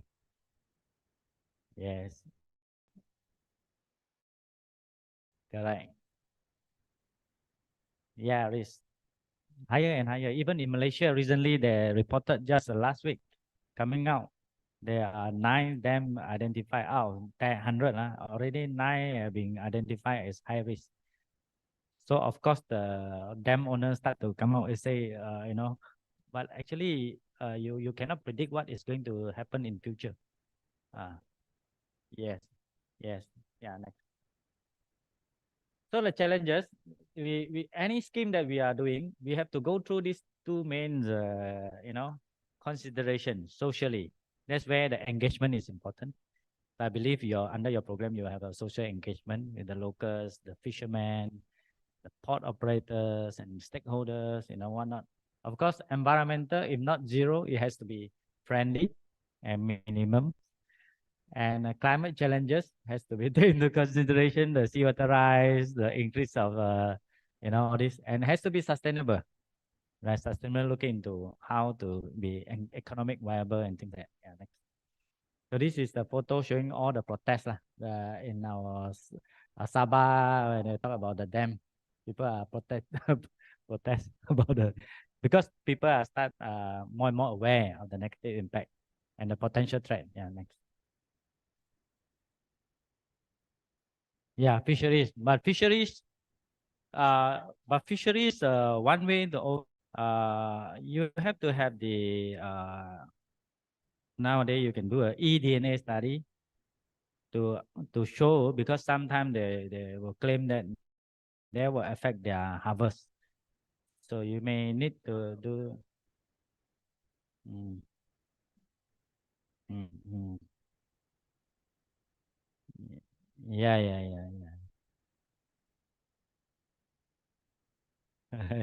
Yeah. So that obviously is another aspect that you need ecology lah.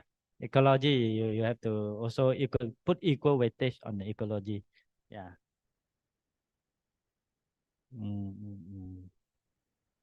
Yes. Correct.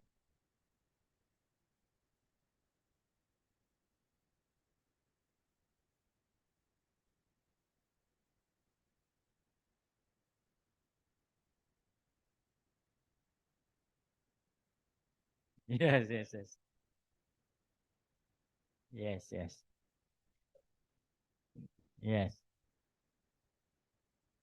Yeah. Yes. Yeah. Okay. Actually, can allow you the other way, maybe to create positive social impact for fishermen. And that means they're doing this fish farm, and the fishermen not means you need to go outside to go fishing, and then you have your home. Aquaculture, what I mean? Yeah. Aquaculture. Could be also protect the ocean environment. You put the fish food inside this area, and that means in the cosmic, and then outflow after treatment, and then discharge to the ocean. So the win-win solution for fishermen, increase the income, and also protect the environment. Yeah. Some Chinese. So I saw from the plane also. Yeah. Yes. Yeah. Before you and then how much your income, after develop, and then sometimes more.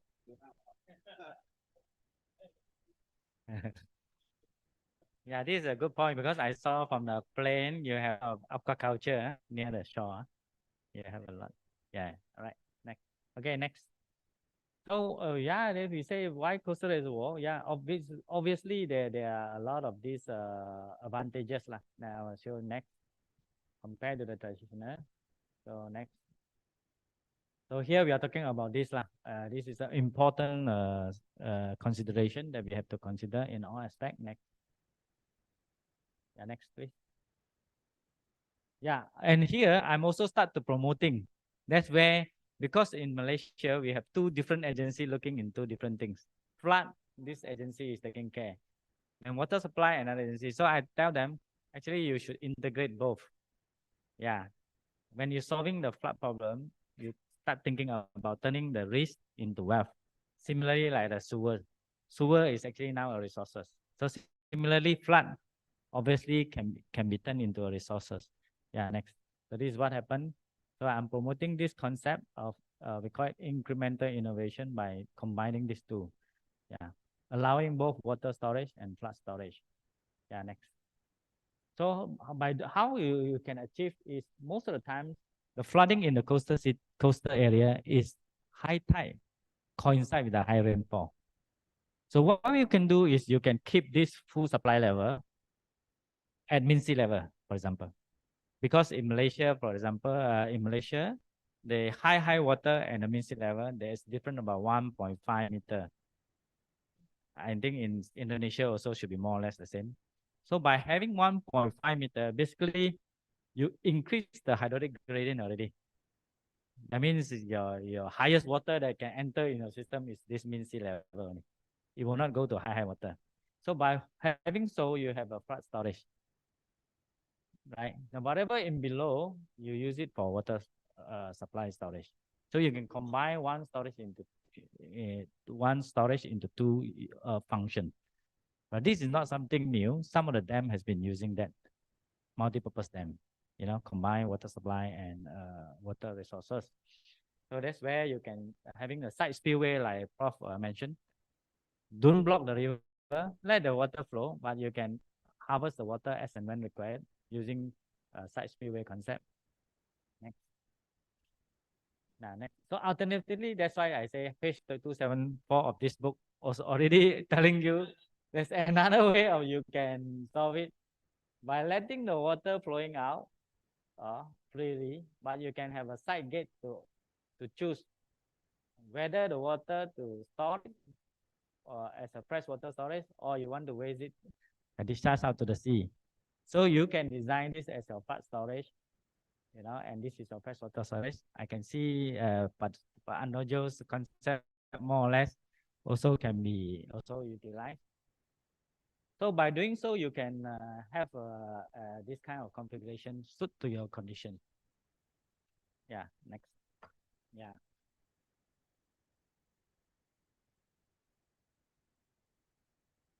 Next.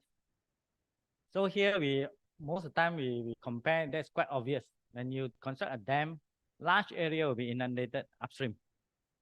You lost all the land value, become non-productive. Of course, you have the problem of also the carbon emission, you know, the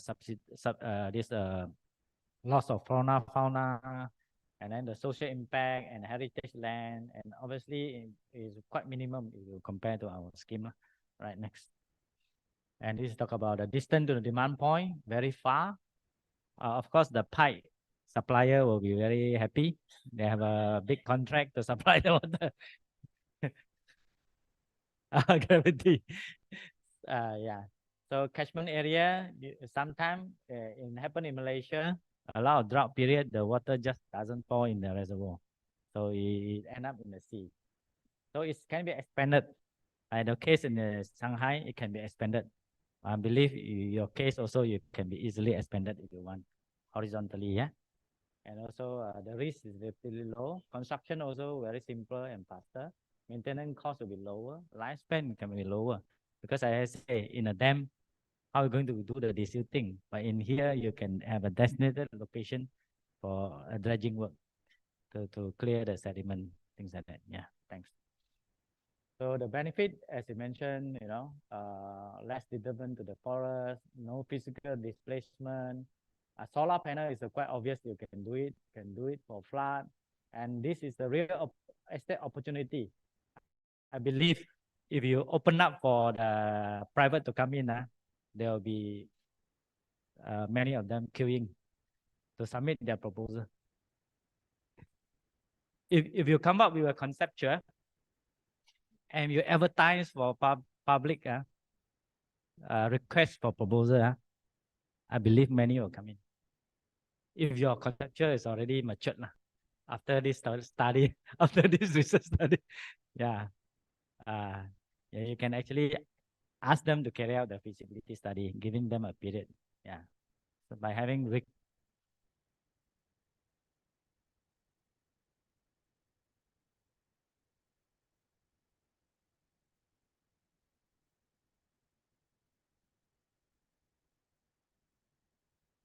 yes.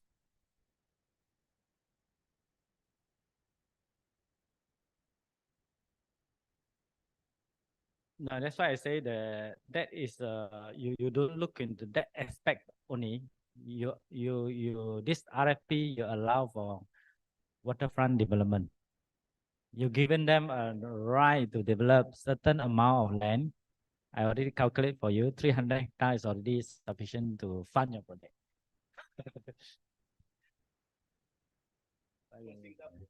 Yeah. At that time, we saw the work very big. But now, when we come back, compared to the waterfront development, almost zero. Yeah. Very, very small amount for but not money for the benefit of the water. Because Yeah. from the land very, very, very high and one building more than this one. So many, so expensive.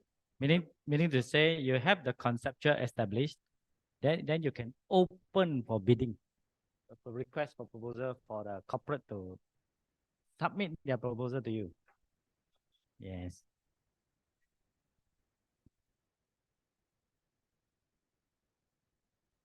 Yeah.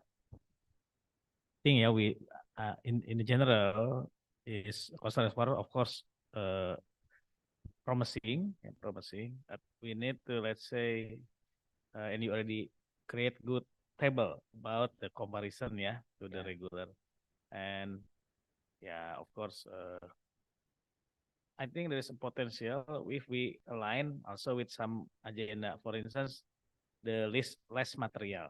Is it because usually for the regular dam, we need to find high quality Yes, high yes, yes. quality material, right? Materials, yes. You have And to need a lot of meet certain requirement. yes, and vertical structure. Yeah, and yeah, yeah. the cost of embankment now become higher and higher. Yes. So yeah, that's one way of the promotion. But they usually the crest of the dam is not so long. Yeah. But in this term of the coastal reservoir, the crest is long, right? Yes. 10 kilometer, 5 Yeah. kilometer. Yeah, yeah. So that's two sides of the Yes. problem. So Yeah. yeah, let's find it. And Yeah. the argument, Yeah, of bilang course. ya. Proper, yeah. Hmm. Correct, correct. And Definitely. but also the material is not harm because usually the quarry of the regular dam, you need to, let's say, blow some mountain, right? Yes. But for the coastal reservoir, perhaps another Yeah. material. And also in terms of the circular economy, we use the leftover water, right? The one Correct, that correct. already near to the coast area. Yes. So the Yes. doesn't, subtract the water balance Yes. because yes. the regular water balance still can be operated. Right? Correct. Yes. So that's one way how we promote, yeah. Because sometimes when I talk with the regular hydraulic engineer, they don't believe this. Like, oh, it's very water quality expensive, something like that, right? So But that's actually, a traditional engineer. But yes. Pak Andoyo and me is more coastal engineer, and it's very promising. So, Yeah, yeah, yeah. but we need to advocate this area, and actually in Indonesia is promising because a lot of medium and small island also Yes, yes, yes. that doesn't have groundwater. Correct, correct. Because usually in the coastal area, yeah, in Java Island, there's also the very productive groundwater table. That's Correct. why many, the competition of surface water into the groundwater. Yes. But in the smaller island, the groundwater is very limited. So the coastal reservoir become more Yes. visible. Yeah, Yes. no competition. Yeah, and that's right. The Yes. competition is only with the destination. Correct. So obviously, we'll encourage you to go to our conference. Brings the sometimes when you see is believing, let them see themselves how was Shanghai carry out that. Yeah. Still in time, I Next think. week I will attend Yeah. Congress Hydropower Yeah. for 1 week, and yeah, let's see the time. Yeah. Okay. 12 I will go to Smart City Conference. Yeah, Many just ask conference this Pak time. Robert to help you to get the visa and Yeah, all yeah. the registration done. Apa sih? When is that? Next week ya? 7 Next week, 6 to 9. Let's see if I can get a quick getaway, ya. Yeah, that's right, that's right. Because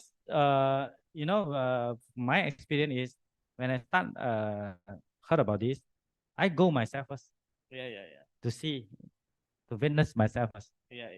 Then after that, I have been there 5 times, bringing different officer going to see, because I know you have to see to believe it. Yeah, You read from the book, you listen to me. I saw the coastal It's different. reservoir generation 1 in Bali and Batam several times, but Yes. the other not yet. Yeah. Yeah. So in the conference second generation or first generation? It's obviously the Shanghai one is the second generation. Second generation. Yeah. Okay, I went to Korea, I went to Netherlands already. It's first generation. Yeah. They have the water circulation problem. Yeah, you can on the spot ask them what are their operation issues. Yeah. Sometimes when we talk like that, when we present, you read from the book, it's different. You yourself look at it. And Your promotion is good enough.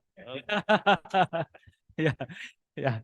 So of course, as you can see also in your project, you can also build in the roadway, you can also build in your traffic because you have solving your as a bypass to solve your traffic jam problem. Yeah, I saw that in your Bali, from the airport to the Nusa Dua, that bypass actually save a lot of time. From the Bali airport to the Nusa Dua there's a designated bypass, right? So similarly, you can also consider a bypass So is the narrative is not so much a coastal reservoir. It's a waterfront development. Yes. Yes, yes. To make it viable. So you call it after this concept design, you can open for invitation for this request for proposal for waterfront development of 300 hectare of land with including water supply of 3,000 MLD, root structures, solar panels of how many megawatts, So up to them to propose. They can have their own consultant to come in. So you choose the best. They are also in the condition you write there, they have those who come up with cost benefit analysis, So government have to basically zero money needed. You don't need to borrow from ADB or World Bank, Yeah, because you already similar like Malaysia, we already have a 1.5 trillion debt. Right, next. The advantage, I don't have some more to say. Next. So I think that's all. I want to, end my presentation here. Thank you, Mr. Senior Engineer Mr. Sinpo. I think you are very successful in promoting the CR. So it's our task also to promote the CR. So Mr. Sinpo has mentioned about the advantages of DCR compared to the traditional dam, and also we can combine the function, and especially that waterfront development, which is very, very interesting way and very nice way to kind of, so we can have the money to build this CR. So thank you so much. And while he's talking, we have discussion already, but I would like to give the opportunity for the attendees from the online participants. If you have any question, maybe we can have 2 questions. If there is any question, please.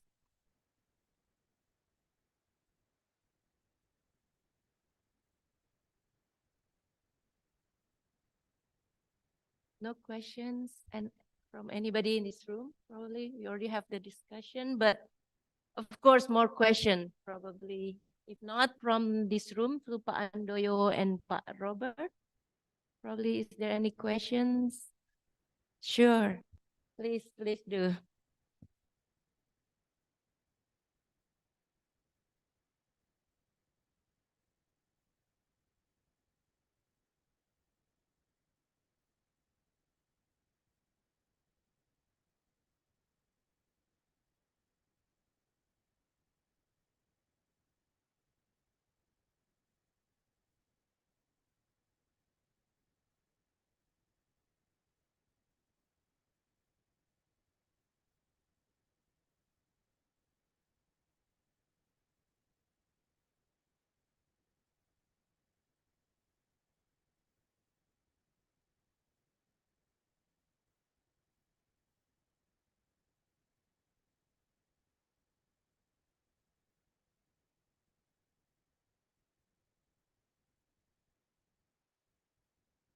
Ya, small island, yes, oke, besar. Yang ada cisadane-nya tapi pakai ini. Oke, ikut. Oke, ya, let's project besarkan. Ya, oke. Ya, there are small islands nearby. Yeah. But it is still far away, and from different schemes of compensation. There are in certain big projects, when they are given enough compensation, if you have complaints, then the news in the media will be happiness. They can buy cars and so on and so on. So this is, I don't know, Pak Lim, you mentioned 1/10 of the kereta cepat Western. Yeah, but yeah, no, yet you mentioned that the 110 is the cost for what? Because No, I'm talking about the high-speed rail cost about yes, okay, expecting yeah, a rough guess, is probably about 1 billion USD. but not that small, yeah. Mm. We Contact. our only for the first stage is already 100 trillion, which is about 2/3 of the cost of the. So what I'm saying is that the money for the infrastructure is big. So to deal with the compensation, it is much smaller. Right. So, right. For example, we have there are two projects in Indonesia with which I can cite for examples. First is the refinery, the oil refinery in Tuban. The surrounding people are happy because they can buy expensive cars and so on. And then the second project is the toll route from Solo to Yogyakarta. The same good price is paid for compensation. So I think in these islands there are not too many people. They must have complaints, but sometimes there are outer people which come as advocates, and then actually they are the instigator for that. And so, but with enough money, we can compensate. Okay, and then the second is about you mentioned. Okay, that's why Pak Siva, I mentioned this is a nice picture, but we cannot point out yet. Of course, there will be some sedimentation on the one side and then erosion on the other side. That's why we need your modeling, among others, to make this design to be more responsible, and Pak Abdul can sell it with more confidence. Okay, that's what I can answer. Okay, thank you.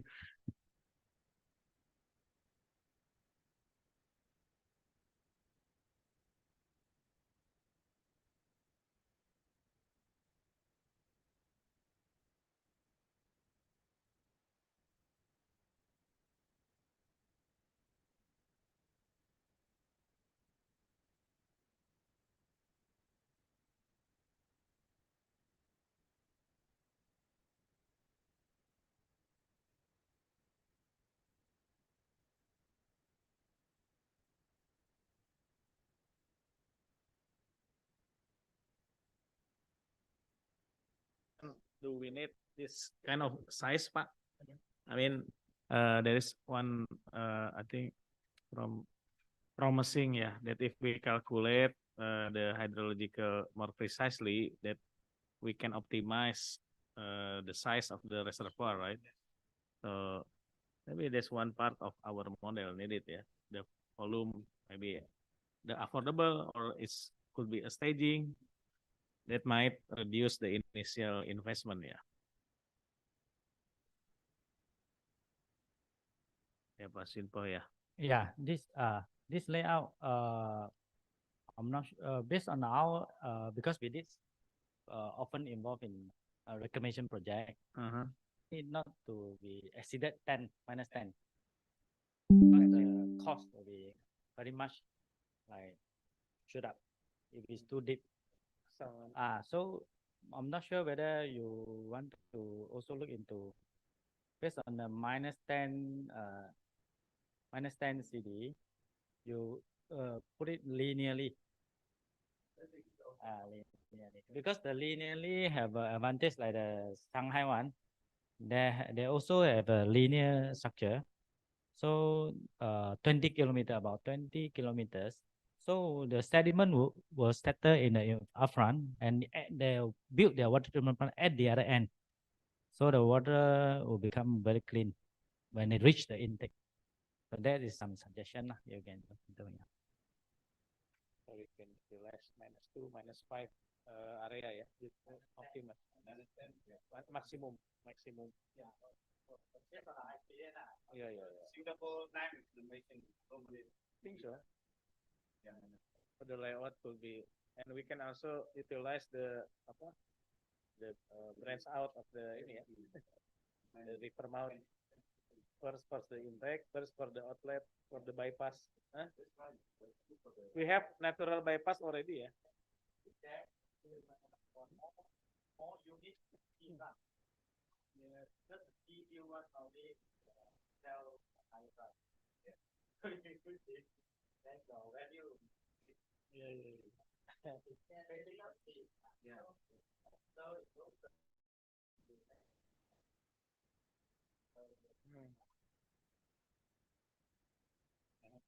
Okay, that will be our stepwise approach, right? We need to reset. It will be more optimum and yeah, still okay, still open.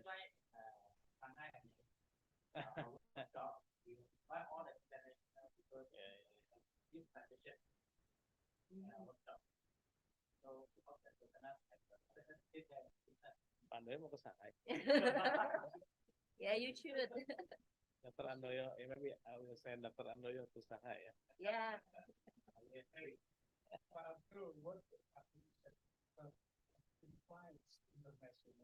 Oh, Here. okay. Go there too. Papers ya for our CRR. I think I in my current duty as a regional director from Sumatra Island, Java Island until Bali Island. A lot of coastal city or smaller island need to increase their water security. And some new project is already planned. For instance, Batam new reservoir. So we can contribute to evaluate the new project, right, and to make it better. So our organization will become, has a lot of partner and network. And if we discuss also with the financial agency, Bappenas work is also to working with the donors also. If we already have several maybe medium list of the viable project, because right now the small island water security, climate change adaptation is very hot topics right now. So yeah, I believe our work and vision about coastal reservoir will get traction lah for the next 10 years. Saya jadi berpikir, Cisadane is very large project, right? Maybe take the stepwise approach, the engineering design, FS, you can say maybe take 10 hours if we get the supporter, right? But also there is some urgent area, jadi smaller area, but it's, let's say, already on the pipeline. So we can also improve that, right? Yang Batam itu udah ngusulin dana Pak, nanti coba saya garap lah. Kan mitranya Pak Robert, yang Galang Pak, yang Galang. Pak Robert tahu, Galang, Bintan.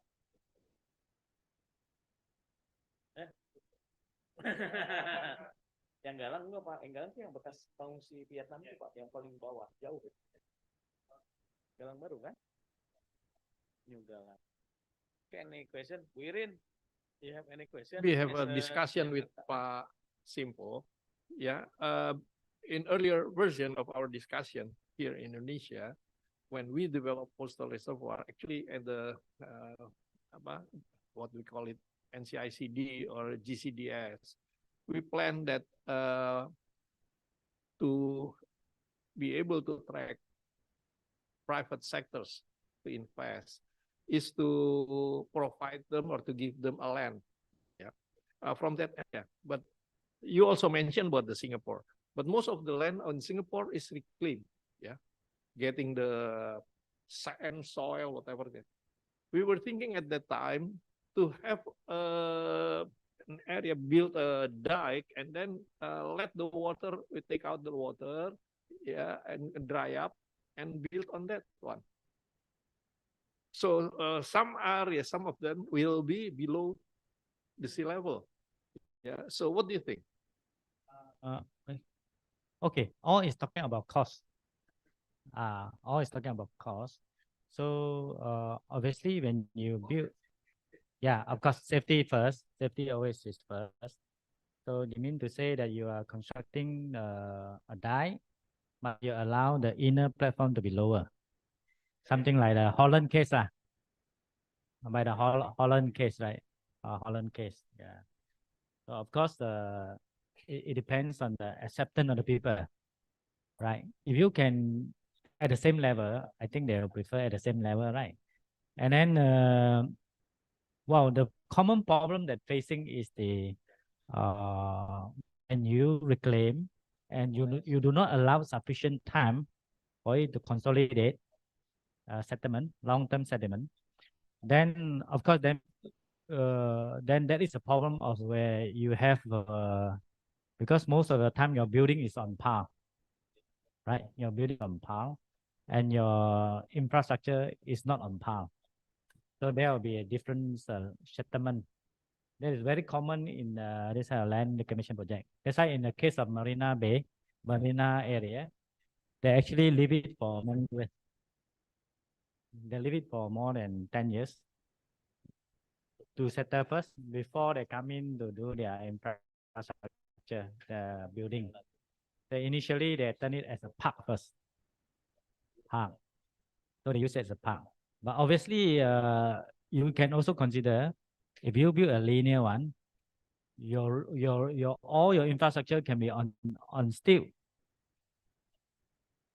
On steel. That means your building, including your road, everything is on steel. So all is come to about cost. All end up is to about cost. Yeah. What I mean is, we are thinking also how this coastal reservoir to help mitigate the floods. Yeah.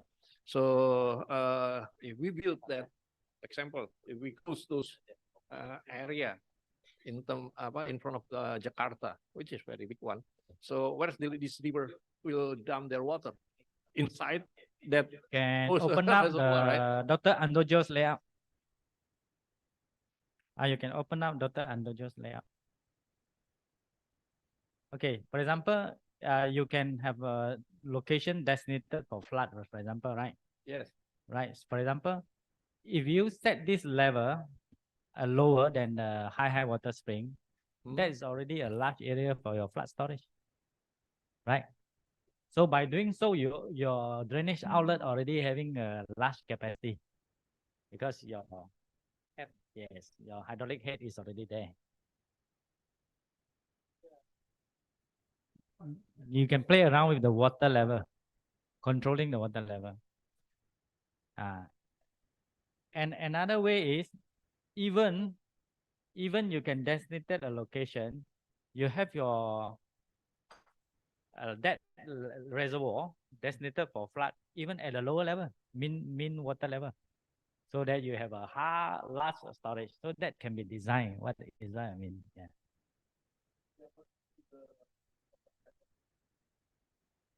You play around with your minimum water level. Yes.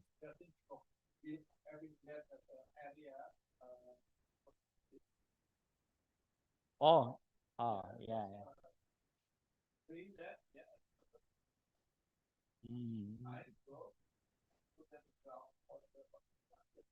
Can also, it's all talk about cost. That was done in Holland.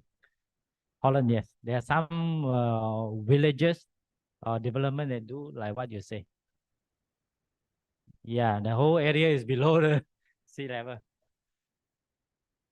Yes. Correct. Some of the development is done as what you have said.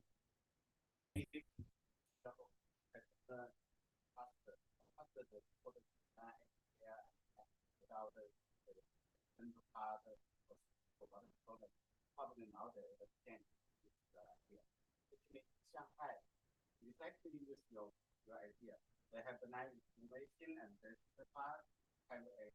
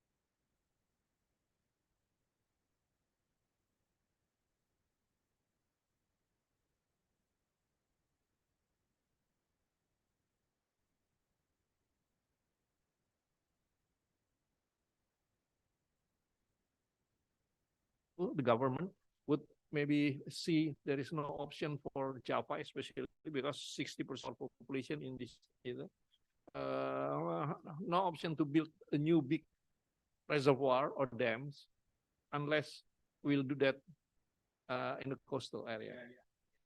Yeah.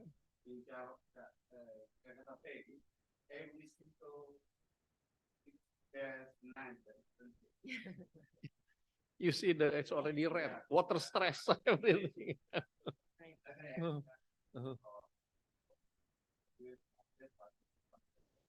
Yeah. Yeah. So the era of traditional conventional dams and reservoir is already gone. No more space for in Java.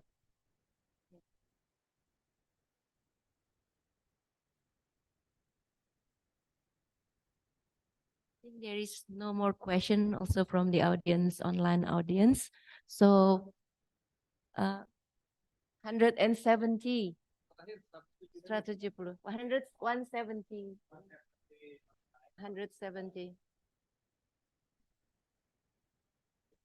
100 it's more than 100, so it's really good.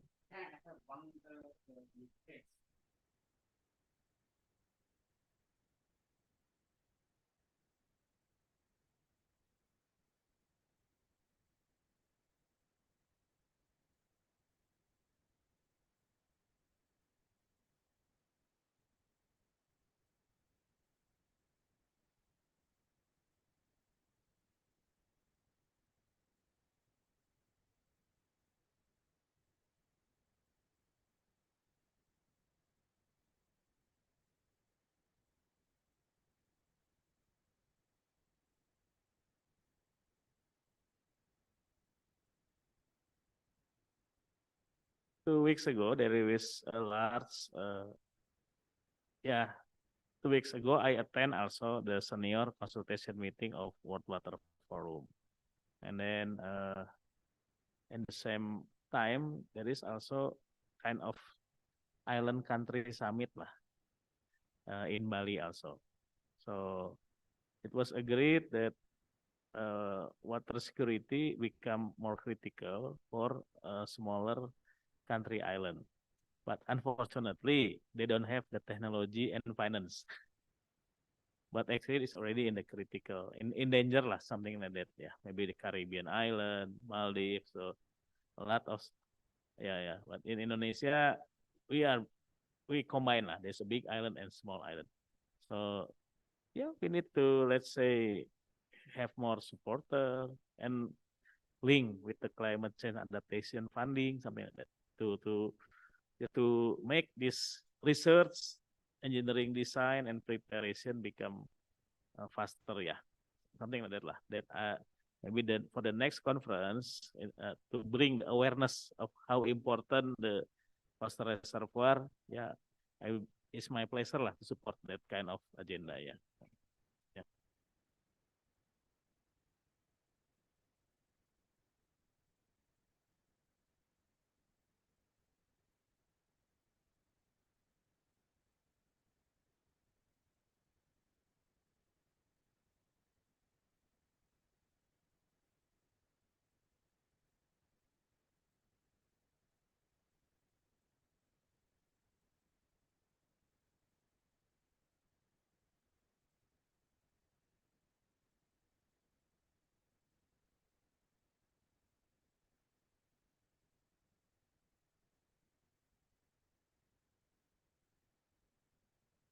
Pak Prosuking and Pro Siva ya, and Pak Engineer Sinpo, I think the business case is also need to be promoted, yeah. That actually, if we can have some knowledge or lesson learned from Singapore experience, more detail about how actually become economically and financially viable, I think any perspective will be changed, yeah. That will be the one thing we need to not only to focus in technical aspect, yeah. And the second area we need to have a support against not against how to collaborate the environmental people and also social of fisheries, yeah, because right now it's become more difficult actually in Indonesia to build something in the coastal area. First, let's say the advocate of the mangrove, they want to put mangrove everywhere, something like that lah. Yeah, and if we reduce some mangrove, it will become against the law, something like that. And they believe that the coastal area is area for seagrass, for spawning ground. Even it's not based on the research, right? But a lot of NGO now become difficult to secure the space in the coastal area, and that's the challenge for us. And a lot of lower middle income people stay in this coastal area. Tomorrow we'll see. Yeah. So that the social compensation and also the social aspect or the engagement to them. If we become displaced again communities, then our project become, is more difficult to implement. So because coastal area is very brownfield lah, a lot of people live there, right? Not open space, something. In Singapore, yeah, the territory is quite different, right? So that's one. And the Shanghai, you put it in the delta of Yangtze, that is also empty space. But in case of Java, North Java, it's really challenging, especially to convince the local government, local people that, yeah, and what is compensation for them, something like that. Okay, Pak Andoyo already demonstrate how busy the Jakarta Bay. We think before this Sadane estuary is not a busy area, but actually it's quite busy. Yeah? It's quite busy. Tomorrow we'll see, Pak, the challenge. Thank you.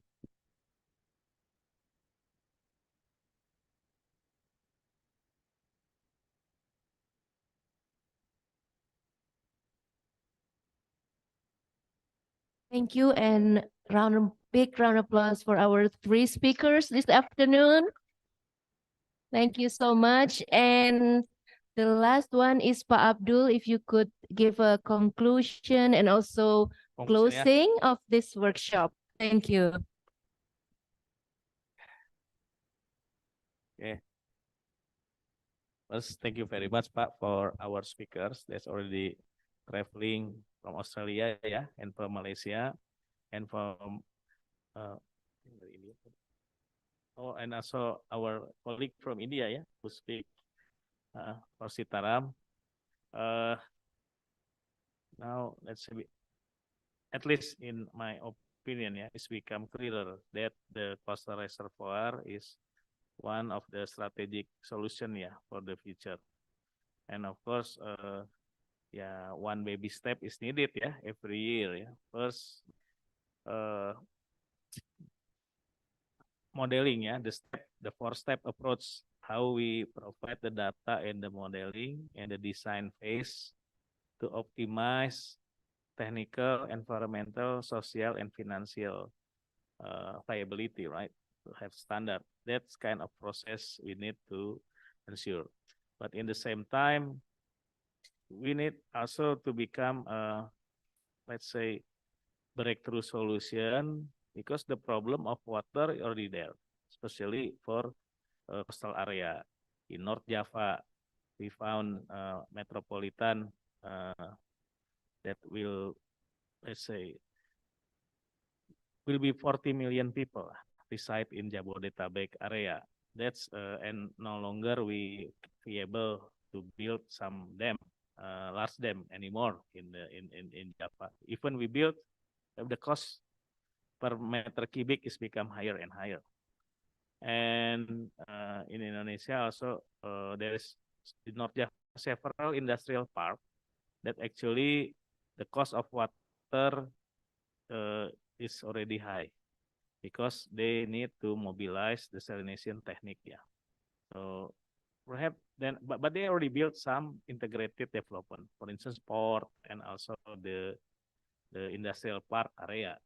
So we can, that's one of the potential area, and medium island in Indonesia. For instance, ya near Malaysia lah, Riau Islands, some islands in Sumatra, also in the eastern part of Indonesia. So we already identify some vulnerability. So communication is one of the area, yeah, we need to manage our our organization to promote this kind of project, because many of, because I from my our works today, it seems that the multidisciplinary approach is needed, right? And we need to engage many people to join our movement, right? Our movement to convince and to, because it's really not new idea, but yeah, there is always, it will be the second or third generation, right? Need to be built. So let's move from that. And our research is the leverage. If we can make some comprehensive research about these stages with the Koneksi program, that will be great traction, yeah, for us to popularize.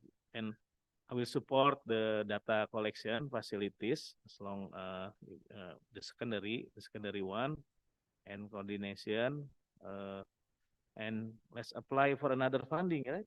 Because the Koneksi will end next year. So if we can continue, that will be better, right? But I think today we have, thank you very much, we have more than 100 audience, yeah, that is patiently waiting, hearing from the in the morning. Terima kasih Bapak Ibu sudah hadir. I don't know. I think ya some part, kalau saya speaking bahasa, jika ada Bapak Ibu yang like to join the IA CSR, that's this one still open, right? Maybe there is a new membership or something like that, because we need more people to expert also to finalize this lot of agenda. Okay, this is end our workshop, and let's meet in another progress meeting, yeah, and have a nice field trip tomorrow, and we can improve our research. Thank you very much. Yeah, tropical island. Bagus ya. Thank you everyone for coming and joining this workshop. I think it's very fruitful. What we have today. Sure, go ahead. Have your microphone on, that's possible. Director Akbar.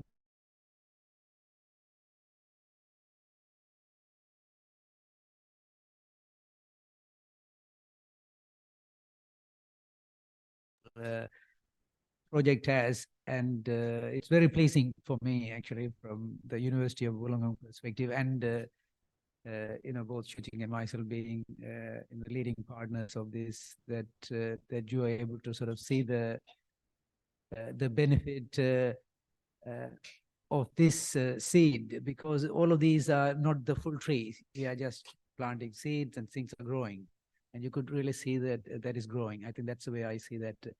So the various presentations all try to say the same thing, that there is a role for coastal reservoir to play.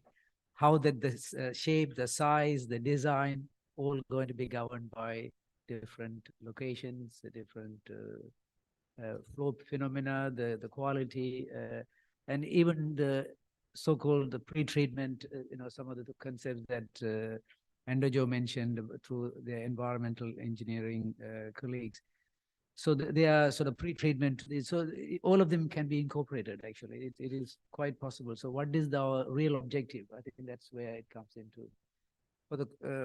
For this quality water, whether it's going to be flood protection, whether it's going to be various types of uses mentioned by SINPO. So there is quite a bit of opportunities there, really, to optimize the best. I think that combination that is yet to come, that what that turn is.